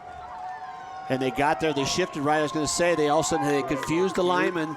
That late shift, dive through there. Somebody got to Perez for even got going, knocked the ball loose. And that's twice that's happened because Perez, even on the safety call, even though it wasn't a fumble, Rocky Mountain came up with the ball. I don't know how they had it, but this one counts. This one counts. Up here in the press box, we're wishing a happy 21st birthday to Michelle Vicano this evening. So 1st and 10 Lobos after the fumble recovery. They're in business inside the 15-yard line. Dive play to the right side, moving it downfield. Yancey still on his feet near the end zone. Ball's fumbled. It's live in the end zone, but he covered by Arvada West. Struggling to go to the end zone. He was right on the 2-yard line. Saw the stripe there, leans forward, gets punched out, and goes in the end zone for the touchback. Isn't that what happens with young teams? That's a great way to put it. That's exactly right. A positive turns into a negative, and see how you result. That is a heartbreaker because, boy, what a great run. The effort there. He was dragging guys towards the end zone. And I think he would have been in. I do too, yeah. It just popped loose, and a nice job by that defender, the defensive back down there for Arvada to get to the ball first. So Arvada West now basically has a gain of 5. They got the ball back. Yeah, got the ball back at the 20. The ball bounces, doesn't it? Lobos do the shift to get into the 4-man line, give the ball to Perez once again. He just dives in. Guys get to his feet. That time, that's the best run he's had in about 5 carries. Got about 4 or 5 yards. Yeah, he made somebody. We got a late flag on the play. Yeah, somebody's getting a little chirpy. And somebody's wearing the pain of that hit right there. Yeah, that was late, and it was not a good hit. Man, it was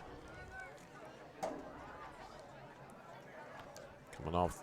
He had a little head-on collision there with Mr. Perez. Well, that's a spot there. It's Hayden Steffens right there, and he said the sophomore came up, and it's when your coaching takes over what your brain says you shouldn't do. So we're going to have a personal foul call against Arvada West, a personal foul call against Rocky. So they're going to be offsetting calls.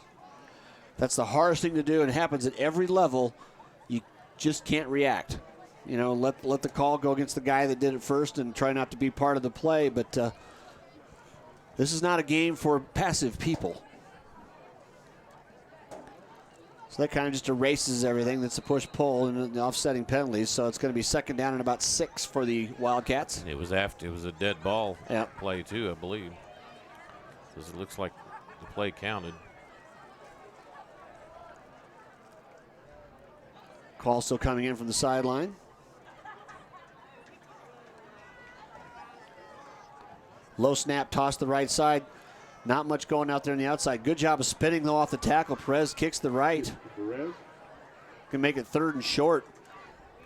Someone did a nice job of penetrating, turn that play back inside, but credit to Arvada West for getting a couple of blocks. And Perez, like I say, if he gets his shoulders going forward, that's a lot to handle. He is a hard runner. So under center now, Crutch just going to try to sneak it. Well, I'll tell you what, if he crossed the 30, he did not by much. I think that's all you need to gain is touch the 30-yard line. And he did, so it's a 1st down. 1st down, Wildcats. So that's a 1st down after the back-to-back fumbles. Rocky almost taking it in the end zone, gets the touchback. Arvada back out here in action now.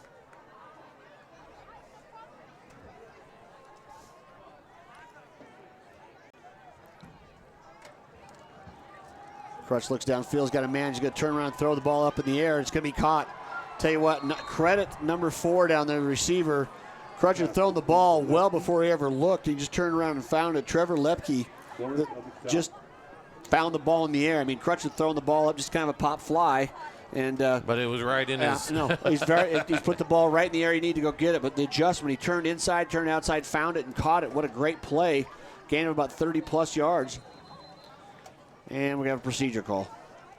It's one of those nights where you can't stand success. Both teams have done a few good things, and then something happens. And the Lobos have basically held Chase Dixon in check, coming in 753 receptions for maybe just 720 yards. 1 or 2 only. Haven't called his name hardly at all. So. Well, I look from you'd like to give Perez some carries there too, but I still think they're going to have to take the ball downfield. That's been their best success. And that last play there is indicative of that. You know, you're selling out more guys up the line. Both teams are trying to stop the run. They're about 60% of the yards are passing and 40 running. So Lobos showing blitz. 4 down lineman fakes it. Just going to throw the O out and up. That's not even close. Tried to target him there, but like I said, the ball's got to get out of his hands so early. It does avoid a sack, but then it doesn't allow much leeway in what's happening on the field. And the defender can disrupt the route, get in the way of the receivers. They did that time, and just a nice jam by Vitano out there and Brady Morris over the top.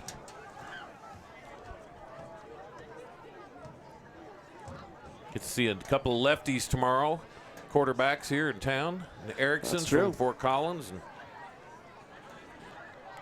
Griffin Roberts after that. Yeah, from well, Erickson's having quite a year. He's just almost to 2,000 yards in total offense. Yeah, he's so second and about 15 now. I think where they'd be without him. Crush started throws it on the run and just doesn't get there. So that'll make it third and about 16. They've got to get down to about the 27-yard line for first down. Chance for the Lobos to get off the field and force a punt.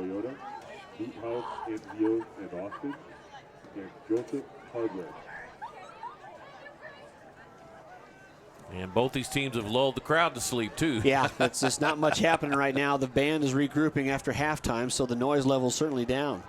But a big third down play. Rocky Mountain needs to get off the field this time. They got their top receivers one-on-one on the outside. He's looking for him. It's just a high fade. Defender's back there. Nice play, but he got taken away. Dalton Schrader had great position on the play, and the offensive receiver, Dixon, just stopped, and he ran into him. And that's just one of those tuition payments you make as a defender. He was there. I thought he was going to get the interception because he was underneath exactly where he wanted to be, but just the collision knocked him off the ball a little bit, and Dixon went up and got it because it wasn't a special pass. It was way short. But again, though, I think that's their best way of getting the ball down the field. It's hard to play one-on-one out in the open field, and you got a senior out there versus a sophomore, and that's what that play looked like. Dixon, he knew what he was doing there, and seen it before. And you got the advantage being behind there, and they were very lucky it wasn't picked off. This time, the first time Crudge is taking it upfield, running, gets around the corner, takes a pretty good pop. We're gonna have a holding call on the outside out here. That ball come back. Neither team can handle success. Well, there's a reason why I think you got that open. There's that much around.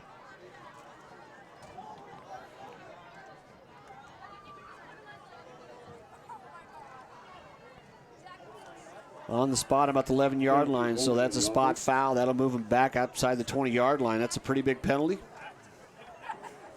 I'd watch out for the fade again.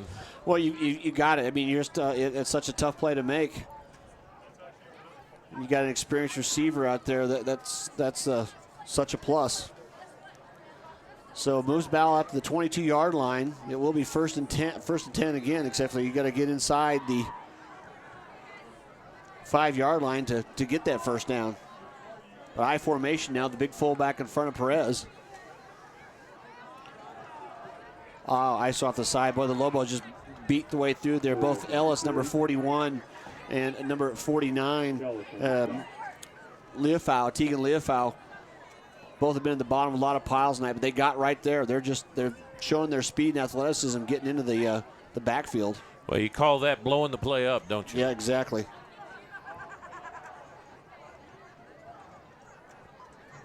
.304 left here in the third quarter. Clock ticking now. Kind of the pass pro. 2 backs sitting back there with Crutch. Chance to look the side. Blitz coming from the Lobos. And wow. I like that play there. What a great break on the ball. Number 5 for Rocky Mountain, Jaden Wolf, the senior, saw the, it was telegraphed. The ball had to get out of his hands earlier. That gives the chance for the defensive backs to make a break.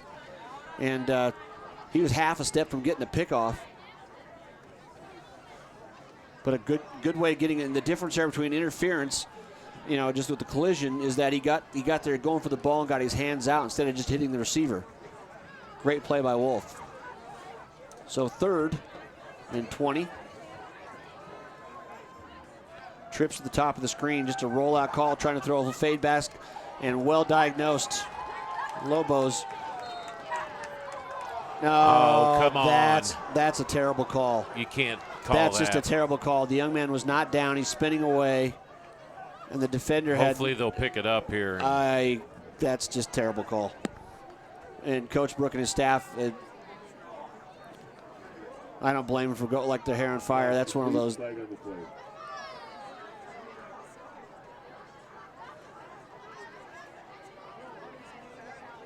Even the referee's telling the side judge, okay, get out of there. That was a bad call. He was not down. I mean, you've got to protect the kids. There's no doubt about it. But the young man was not down. It wasn't a shot to the head. The ball was, the defender was above him. Yeah, he was still reaching for yards. Well, what it's going to do, if it's going to be, they're going to call a personal foul. Yeah, it's going to let him out of jail. He's going to get a first down. They'll be from the spot. They'll move it down about the 15-yard line inside the 15. Well, the officials are so scared at this point in every league that anything that looks. Yeah, the side official's trying to come up, talk to Coach Brook. He's having none of it, and I don't blame him. Yeah. Yeah. He's only thing he could say to make me happy is, I erred on that and I might have missed it, but yeah, doesn't matter now. Yeah, and the crowd's letting him have it. I don't blame him either. I mean, we try to stay away from being a homer, but we'd say it the other way too if we saw it, and that was not a good call. Either way, our opinion usually means what again?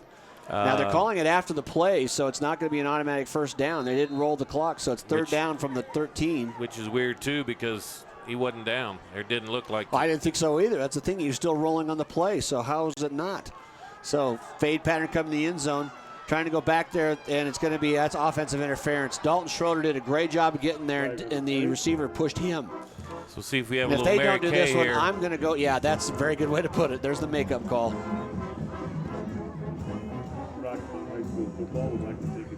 Yeah, because the receiver just gave him a two-hand shove. Even I can see that from here, and I'm old.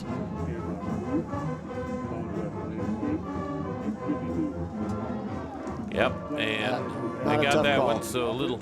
Well, and a little makeup there. Yeah, well, and it was a good call. That was not a hard one to make. Dalton Schroeder did a nice job. He saw the ball in the air. Like I say, Crutch does not hold it long. He gets rid of the ball quickly, and he turned around and ran right to that corner. He got there, and the receiver, tried to create his own room.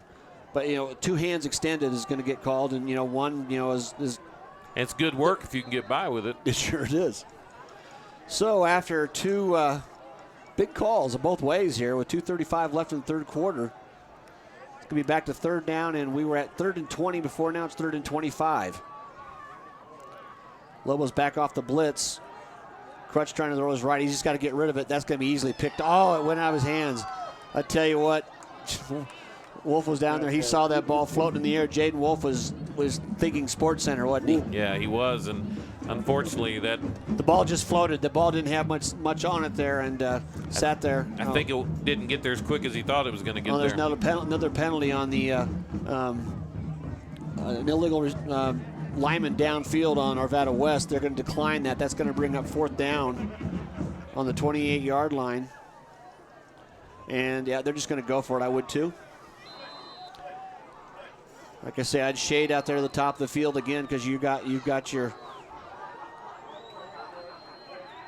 top receiver. Now they just back off, tries to throw it quickly. Just going to be another pop fly to the corner, just trying to make a play on it. And Dalton Schroeder beats him to the spot once again.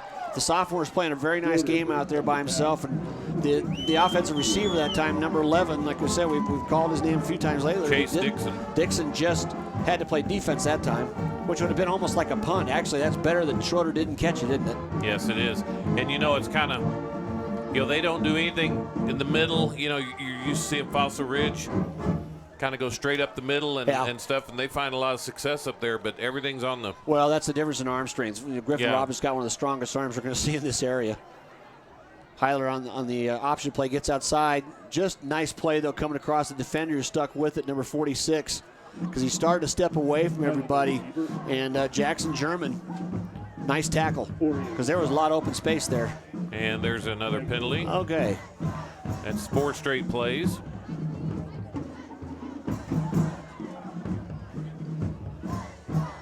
Last 3 minutes here creeping along.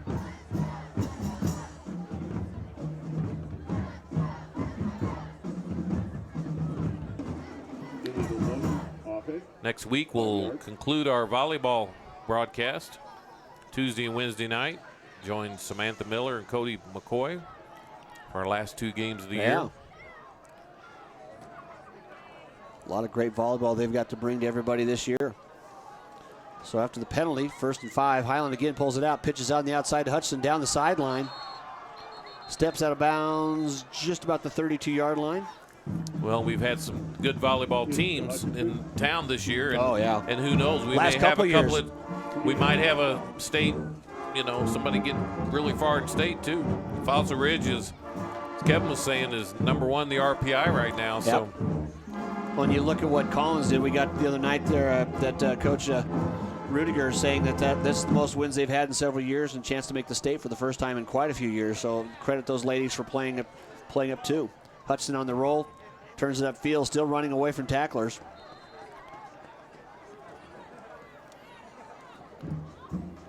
and a couple guys dancing out there. It's Baca. I tell you what, they're out there competing though. Baca and O'Connor. They were about 20 yards from the play. Yes, they were. I love it. I love it. Both those men competing at a high level out there. The play wasn't over. You don't want to give anything to the guy across from you. That was clean. That was just great effort on both of them. So 1st and 10 after the run by Hudson gets the first down. Got single coverage out there. Toss to the left this time. Vitano going around the outside. Turns it up. Speed jet sweep that time. Gains about 4. Ball carried by Angelo Vitano.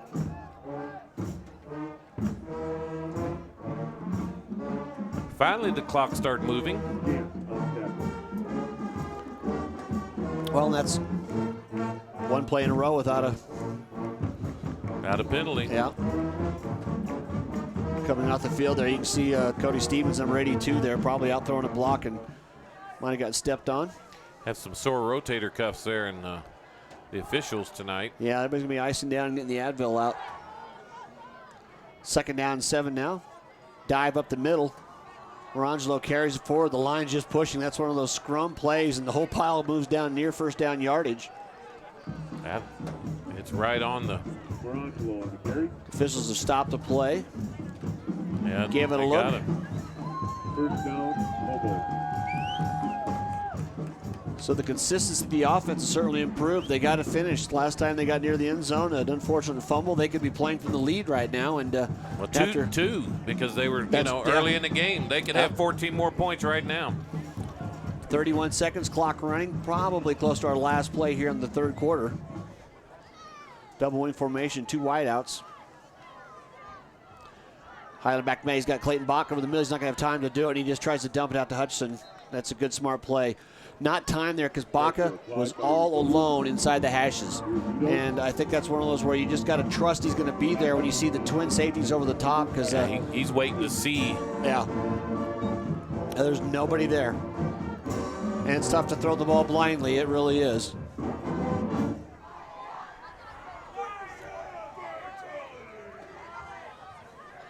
Lobo band still having a great time. Nice job by the students and all those turning out here tonight.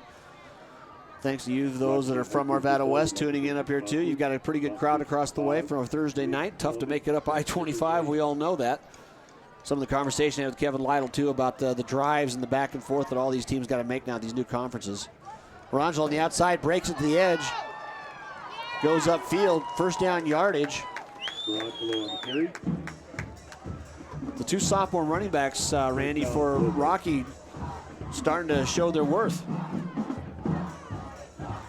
Ball security from here on in, though, has got to be the theme, right? Yeah, and they've already, again, and that's going to be the end of the third quarter. So 14-11 is the score here at French Field. Come back for our fourth quarter. Rockies on the drive.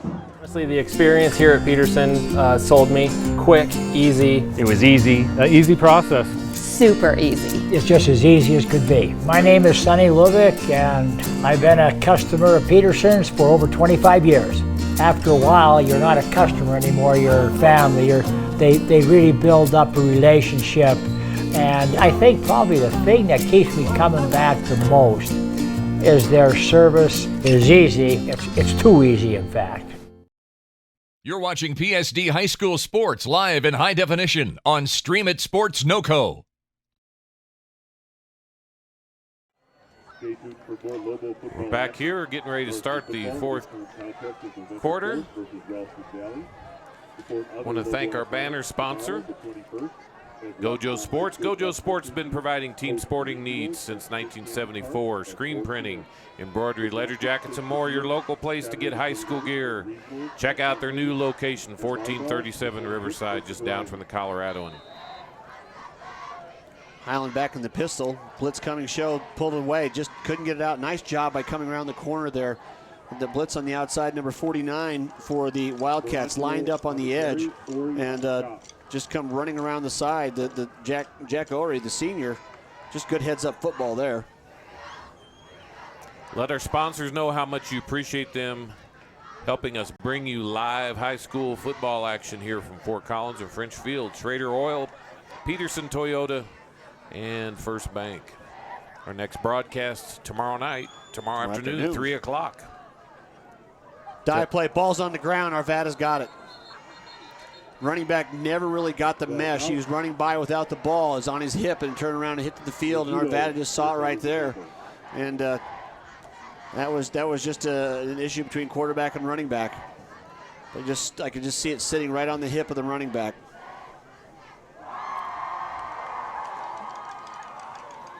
Again, doubleheader tomorrow night, 3 o'clock.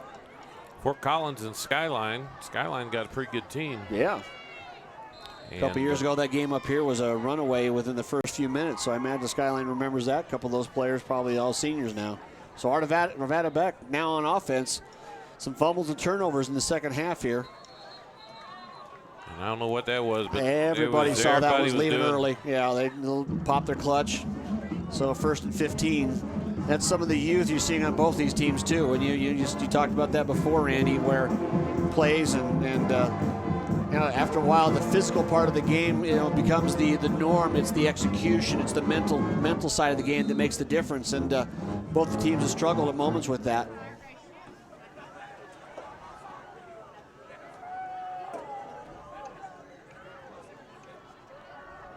Perez on the outside, though. What a great job of getting up to him. Because that's a whole lot of young man to want to go hit, and the Lobos come right up there. Number 49, once again, is Tegan Leofau. Leofau, Baldwin, and Ellis have done a great job this year. Thursday night game, you said? Oh, that's right. Yeah, Falcons for Skyline coming up tomorrow night. And they are 6-1. 6-1. So one of the best records that's come to French Field this year. Blitz coming, ball's out of the hands. It's in the air. He's lucky it was. Dalton Schroeder had made the catch. That's a good incompletion for Arvada. That had been about a 5-6 yard loss. So the plays right now, I mean, like I said, the defense for Rocky Mountain's kind of figured out the rhythm. It's catch and 1-2 throw. They're not really having to sit back very often. Crutch doesn't hold the ball long. They've got to get the ball on timing patterns, and they got the weapons to make a play when it hits, but the percentage has really dropped. Coming in at a 64% clip, not even close to that.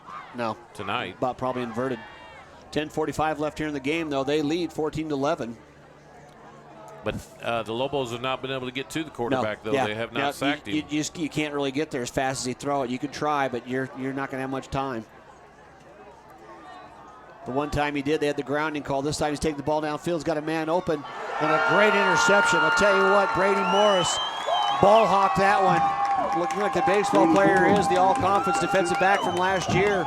The ball was overthrown a little bit. When we talk about when you throw it early, you get a chance to really look at it. And the receiver didn't have a chance either. He didn't look around, did he? No, he didn't, and that's one of the few times that Crutch actually did take his time, set his feet, and just a great play. Wasn't necessarily a bad throw. It just was a good defensive play. Yeah, but the ball took a long time in the air, and that gives a chance for, Morris went over there and made a big play. So after the fumble, the Lobos do get it back, but they still trail. 3-man line. Curl play for the Lobos. That one didn't really go anywhere. Like they're kind of getting used to it. They're collapsing that line. It's a little slow. The defensive ends are coming down. Hudson's just been shut down the second half on that play. I'm looking for that to turn into a bootleg out of that action there too, because Highland can keep on running. Our second game tomorrow night, Fossil Ridge Sabercats 5-2 against the Denver East Angels 3-4.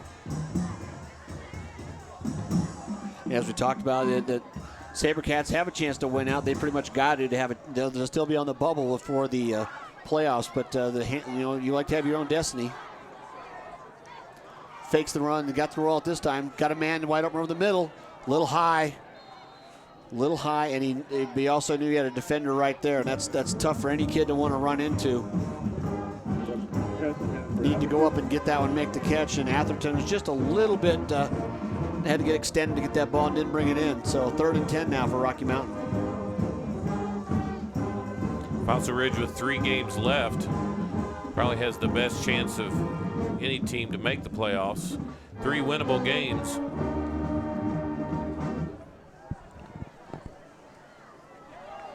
Lobos trips to the top, pistol formation. Highland back sets, he's got to step up. He's got a lot of room to run. Close to the first down, but there's already a flag down. Looks like going to be a holding call.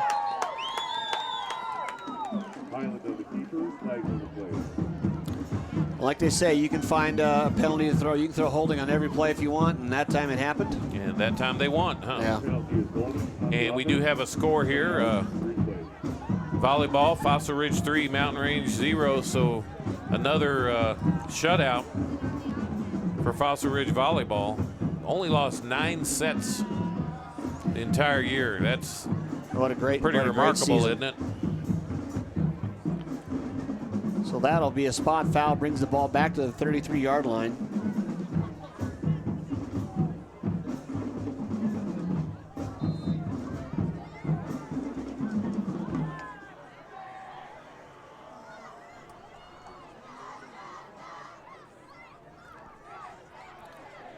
So 3rd and 20, part of what you want to do here, you'd like to at least get some plus yards, give your punter a chance to kick the ball on down. You still trail, but your defense is playing pretty well. You just want to flip the field if you have to. Roll out the right side, nobody protecting the back. He's got a man open outside. He's going to get, Hutchinson's going to catch it about the 43-yard line. So a pretty good play, good percentage play to throw a completion, a nice catch. Gain 10, 12 yards back. Good punt this time. We'll put the Arvada back, inside maybe the 30, 35-yard line, if at least.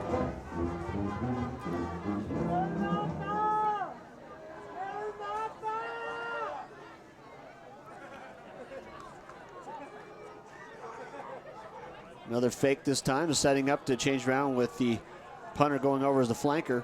Highland back. Does punt it away. Fair catch called right away. Boy, I think, he kind of wants that one back, doesn't he? O'Connor was there. The ball was low. It's still a secure catch. You got the ball, so that's a plus. But he had 15 yards or so before anybody was on him. So far, second half, both offenses have sputtered. Been their own worst enemy, to say the least. No scoring, and Rocky Mountain fumbles twice. Another volleyball, you can give that. I think you got the same one I got, so. Perez spins around, still hit though. Nice job of driving away. He's still on his feet though. Yeah. That's a way to keep driving the ball. Ellis had him secured, but the big fella wouldn't quit. I thought I heard a premature whistle too. I did too. That's why I thought I called him down. And the line judge. I don't know how you call him down. He's standing right up. He must have put a knee down because they moved the ball back. He only gained a yard. Okay. We can't see from here, so and our spotter has fallen asleep, looks like.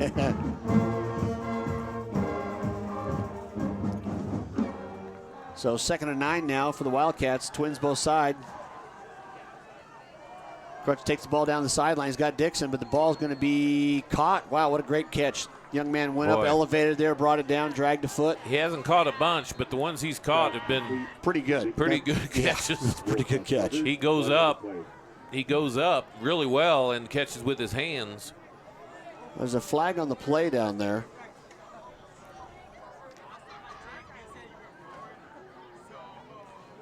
It was over by the sideline, so I don't know what the call would be.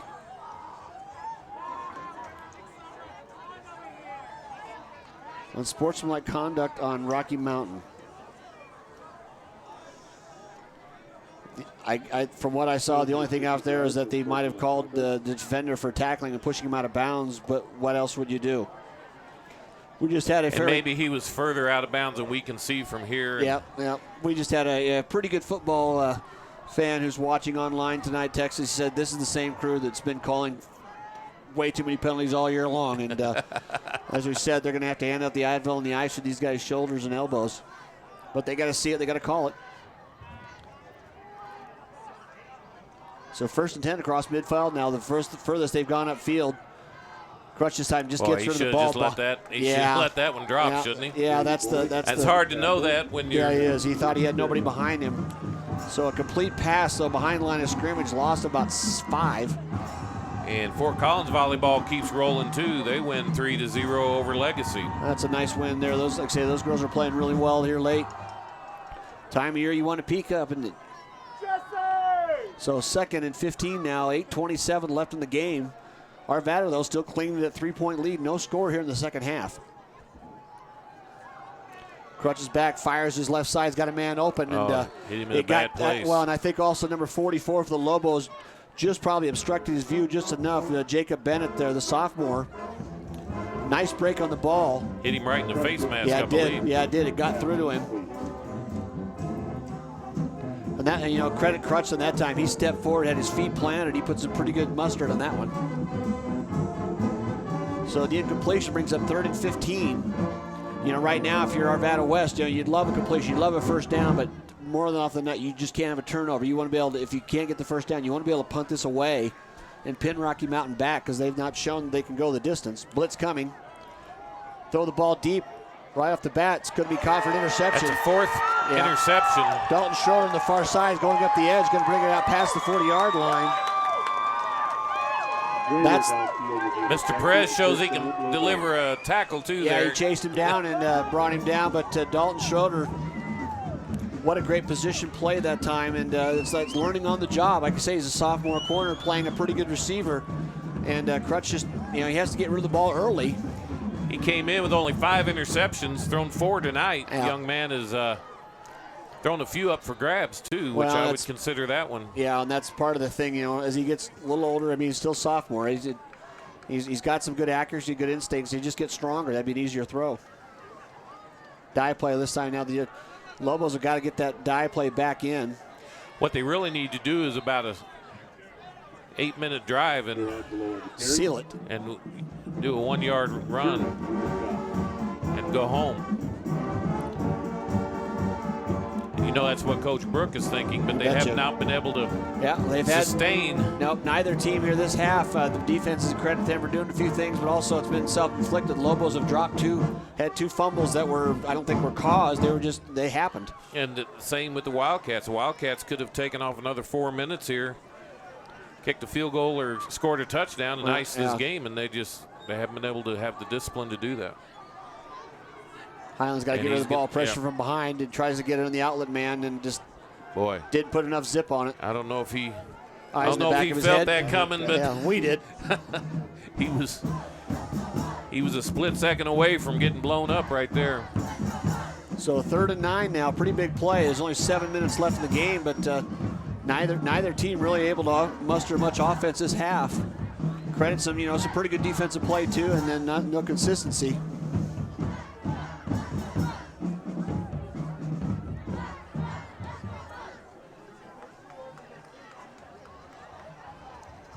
Pistol formation. Blitz coming. He's got the man outside, but a little too tall. And that's just not their game. I mean, that's just. Well, and he stepped into the ball. He's thrown that ball. That one he didn't step into. The ball, just like a fastball, the pitcher lets it go high, and it didn't follow through over the top, and the ball sailed up. You know, Baca's about 6'1" and a pretty good leaper, and it's still too high. And he's right at the sticks, too. I feel like there's space up the middle just on a go route, and you just haven't seen either team taking advantage of any of that. Lobos shifted again. This is the kind of area you would fake if you were going to. And they're going to do the little rugby. Look, he's going to throw it. He's got a man wide open. Going to be. Gets it. Dropped. Baca had it, and it hits the ground. Just wasn't able to bring it in. He had 3 guys there wide open. I thought they were going to fight over the ball. I did too. We got. What a play. I mean, that's what a design play. Well, we have a penalty on the flag. Okay, it's going to be declined as against Rocky Mountain.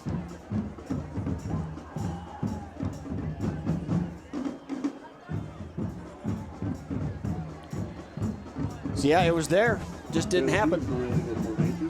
A good call, but unfortunately it gives the ball back. You know, like I say, there's 6:46. There's a lot of time left in the game. Lobos defense has played a well of a game, but they still can't capitalize on some offensive ends, and they still trail by 3. So it's that time when you wonder when that one thing's going to happen. Since the first drive, there's only been one play that's really been big. That time Perez, though, gets it going. Nice call. And that's the advantage A West has, is they ought to have a closer there. Yeah, you got the big senior running back, and I would not stop giving him the ball. You just can't. And I hate to use the double negative there. I got probably an old English teacher cringing somewhere, but I'd wear him out. Yeah, certainly has not been the workhorse tonight. I mean, he may have 18 carries, but. Well, and the yards have not been there, that's for sure. That was a good game there. It was probably his best one in the second half. That time Crutch pulled it away, slips by a tackle, just gets knocked down, a little shoestring on the edge there. 54 for the Lobos. Lambert. Crutch looks like he's, what, about 5'10"? Maybe. Don't have that in there, so we're not trying to make him Can't out to guess. be shorter than there is. We're just trying to look. Guess, yeah. They don't not have the height and weight in our rosters today. 3rd and 5 here, pretty big play. I'd say they're in 4-down territory too. Lobos goes stump back to the 4-man line, give it to Perez right up the middle, bangs into one, spins off another, gets bent backwards, gained about. That's a pretty good spot. Gained a couple. Got to go for that. Yeah, you really do. They got a very good spot there. You can't complain about that one. They got to get across the 34-yard line for 1st down, so about a good 2 yards. 5 minutes left. You know, you get this 1st down and you really make it hard for Rocky Mountain. Yeah, well, both teams have got all timeouts left, so there's some clock management. They could start playing, and it's a little early for that. But if you can run the ball, and right now they're just taking their time. They're going to just let the clock run down, and they're going to take the timeout. So that's the strategy that Coach Pyatt's going to use. 4:45 left here in the game. The Wildcats lead the Lobos 14-11. You're watching Stream It Sports. Everyone complains about millennials. Nonsense. Millennials, I salute you. You save money like no other generation. You share cars, Wi-Fi passwords, canoes, deodorants. My grandson bought a pair of pants with me. They share pants. Today's his pants day. No baby boomer ever shared a pair of pants with me.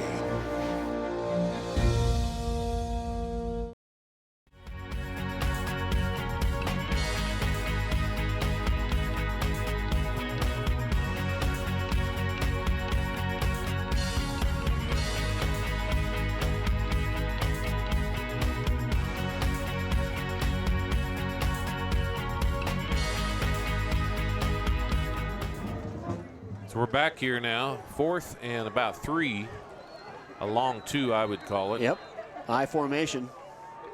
Got the heavy Two tight ends, gives to Perez over the outside, spins forward, gets the edge, makes the first down. Well, you know, great job by the running back there to take it outside of the tackle. Because he got hit in the backfield and just kind of lift off there because Tegan Leofeld came up on him an angle but just couldn't get to his feet and showed good balance there. As you said, he gained about 4. That's enough to move the chains and a big first down. Well, he hasn't been having much fun in the inside the tackles. No, you're right.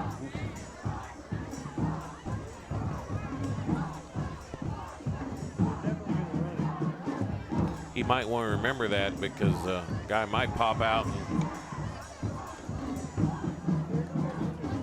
Well, I can't. I mean, it's 4:14 to play here, and if they don't just run the ball 3 more times, my football strategy acumen is going to be dead. Then straight over the side that time, just banging into people. Yeah, he's just too big for a defensive back to come and get a piece of. Well, especially in the fourth quarter now. I mean, they've hit him hard, but yeah. Well, a good back usually gets stronger this time of the game. He wants the ball and keep doing it. They got the fullback in front of him is doing a nice job, and Rocky got there. But you 235 versus 175. That's not tough math. And he ping ponged. He got hit all the way and still gained 7. Yep. Got to get to his legs early like they had in the first half, but he's starting to wear him down. Steps upfield this time, very close to first down yardage. Well, he's a bruiser. I'll tell you what.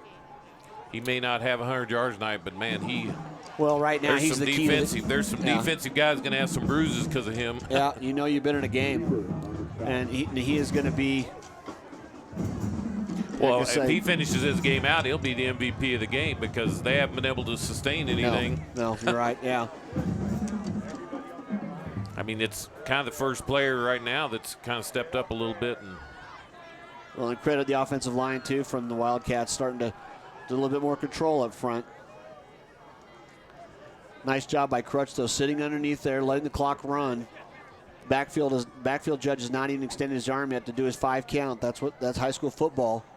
He does now. Snap. Perez off the side. He had open field in front of him, and somebody got an ankle, and he trips about the 20-yard line. Well, and this is where you got to really be careful because how many times have we seen this type of situation where they break it right up the middle? And all levels, all Saturdays and Sundays both. And get all bunched up in the middle. And you get back to that second level, and there's nobody there because everybody's gambling to fill every lane. And he's done a nice job of just breaking off the left side a couple times there. Number 5, the fullback in front of him is, not much of a smaller athlete either. He's in the 220 range. Pretty potent load coming at you. You know who Perez reminds me of is Larry Johnson when he used to just. Yeah. Pass play coming. Incomplete. Probably the easiest catch Dixon's had all game. Well, and just a good job of closing on the ball and disrupting him there, but I still don't know why you do that with 2:09 left and the clock. You stop the clock, so Rocky Mountain benefits from that. They don't have to call a timeout, and you got 2nd and 10 from the 20. Well, that's the one to put the dagger in. Well, yeah, you take a shot at it. I get the risk reward. But now here's the spot. Now if you get a stop here, if you're Rocky Mountain, you probably look at taking a timeout. Stunning back the line. Crutch dropped the ball. He ran around the left side. So great ball, just awareness. Yeah. Rocky Mountain player did not let go. Are they gonna? He rode him out pretty far. Yeah. Well, like I said, the ball was just a broken play, and he reacted well. Still only gained 3. Yeah, thanks to Rocky Mountain. He, the nice job by the defender over there. It might have been Schrader, but he carried him to the out of bounds and got him out of bounds. Didn't let him go down. So, 1:58 left here on the clock, and actually, they took it. They looked like they're trying to call a timeout. They didn't take it. Somebody's did now, Rocky Mountain. Yeah, they're just letting the clock reset there. So with 1:53 left here in the game, 14-11, Wildcats lead the Lobos. You're watching Stream It Sports. Wayne, everyone knows by now that Schrader's Country Stores have the best car washes around.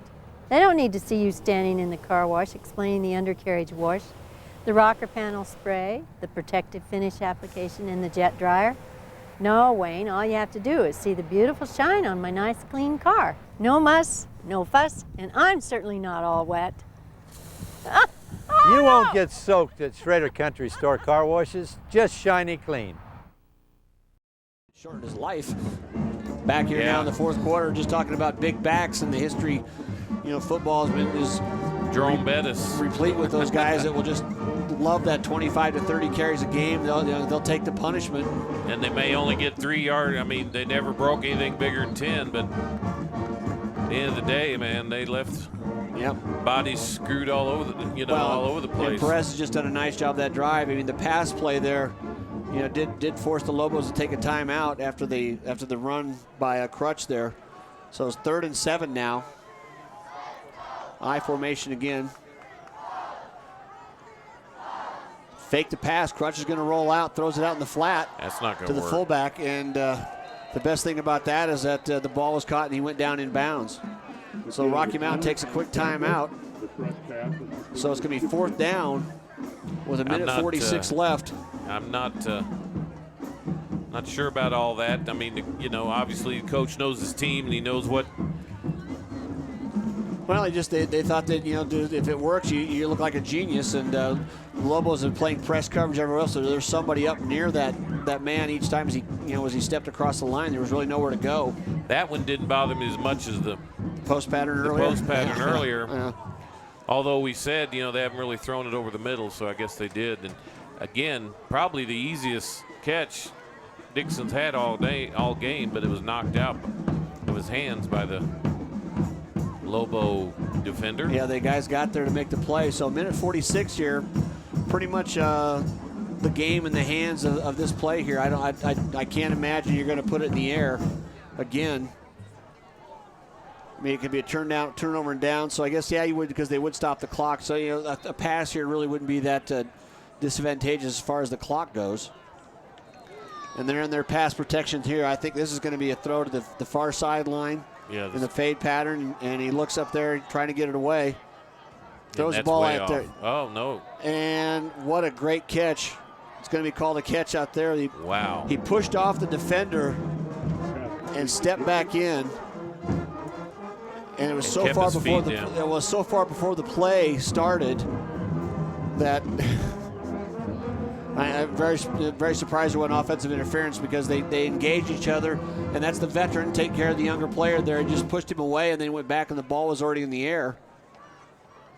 We had an angle on that. It looked like it wasn't even going to be completed. Yeah. But man, what a. Well, the ball, I mean, like I said, that's a, you know, just strong. Not that arm's not that strong yet. Perez steps in there. He's going to get towards the goal line and does.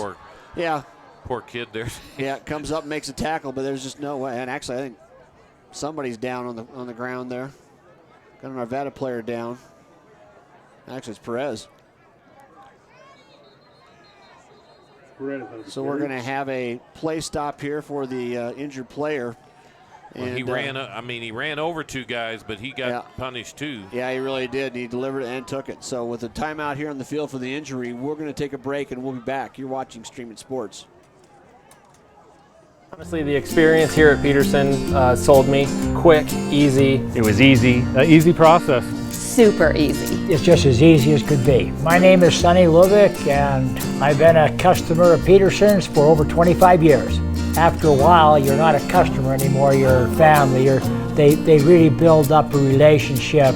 And I think probably the thing that keeps me coming back the most is their service is easy. It's too easy, in fact.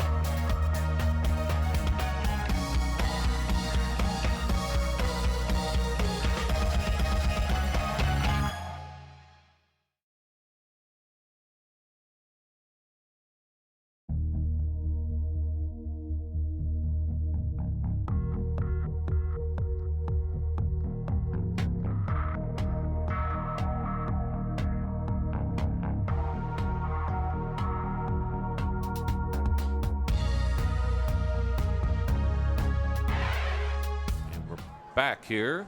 So a 2nd and goal from inside the 1-yard line. Arvada's got it. Perez has to go off for play. Looked like he had some cramps there. Crutch is going to try to sneak it in. And I don't think he got it. Or have to wait for the side judge coming up. Looks like they... A lot of Arvada West guys are calling it, but did they get in the end zone? Nope. And actually, that's not the worst thing to happen there because the clock keeps running. Rocky Mountain has stopped it with their last timeout. Well, no, they didn't. Now they're going to wind the clock. They did stop it. Referee's looking over, Coach Brook, do you want to use your last one? And he's not. They're going to, it's kind of immaterial if you give up the score. And it's good to see Mr. Perez coming back in. And I'm sure he'd like to finish off this drive because he's owned 40 it. yards that he's put this team on his back, really. Yeah, and a nice job of the guys up front blocking. That quarterback better get out of the way. He's leveled. Hand it and do that Olay. Actually, it's another sneak. And I don't know that he, the side judge is coming in now. They're giving the signals. I think the outline had enough surge that time, so the touchdown on the sneak by Crutch will count. And that'll take it out to a 26-11 PAT pending, which makes it 20-11. Excuse me, 20-11. You're talking about your bedtime. Well, that score's been up there since. That's why it got me messed up. I looked over, I saw a minute ago. I'm like, wow, that'll put it out of reach, which effectively it'll be a 10-point lead. Kick is up and good. Vandenberg leg is there, but it was the 20 was on the board already for a play ago.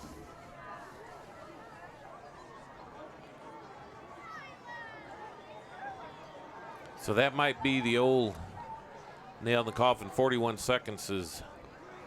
You'd have to do some extraordinary things. For one thing, they'd have to do something they haven't really done all year, and that would be.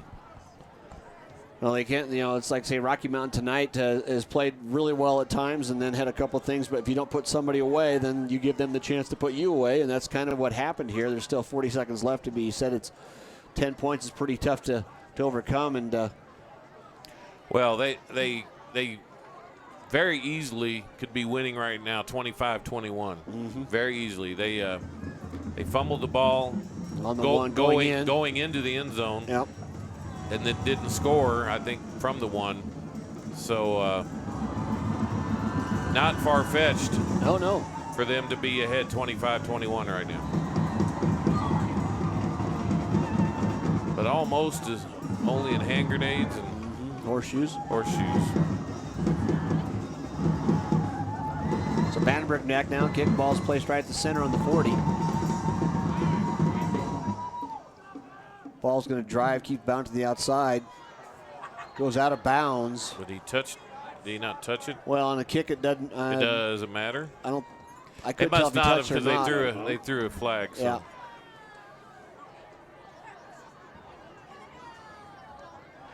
Yeah, he did go out of bounds there. The player knocked it out, so it is going to be spotted right there on about the 7-yard line. Yeah, they're waving it up. Yeah, there's really no penalty. It looked to me like he. Yeah, there's no penalty. Kicked it out. Yeah, he's trying to pick it up, and the ball took a squirrely bounce, and it's that timing thing. Okay, if it takes another bounce, will it go out of bounds, or will it stop there? And I've got everybody breathing down my neck. And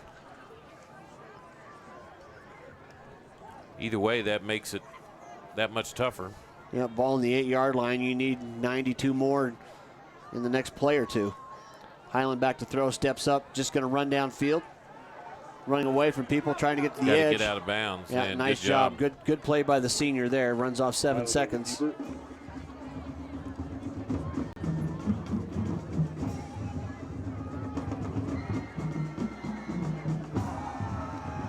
You do another 1 or 2 of those, you can get it in the end zone. Well, you've got to have a chance to have an onside kick and another play after that too. So you need to do it in the next 20 seconds the most. And it's probably not going to matter now. He's going to go down and sacked. There's still 1 timeout left.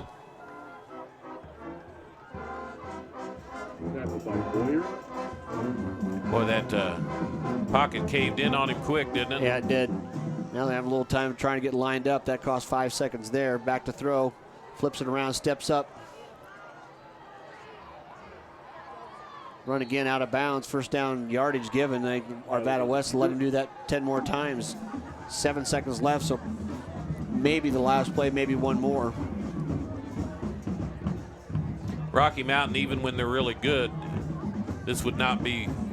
Well, very few offenses are built to come back and do much at this time of the game. But even to complete a pass, I mean, that's just never been there. Yeah, they're laying back there. They've got 3. They got rushing 3, and they got 8 back in an umbrella starting at 10 to 20 yards. There's just not many places to go. You need the Boise State hook and ladder play.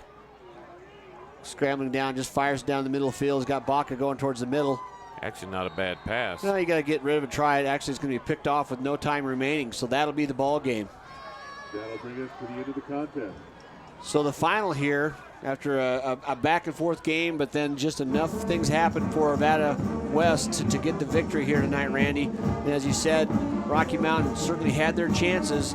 They're inching closer, but just not sealing the deal yet. So a couple games yet left this year for this young team to try to get that first victory. Again, tomorrow afternoon, we got a doubleheader. 3 o'clock, join us. Skyline 6-1 against Fort Collins Lampkins 2-5. And then at 7 o'clock, Denver East and the Fossil Ridge Sabercats. For Randy McCoy, David Haase, Brian Roxbury, the Roxman. We'll see you tomorrow night.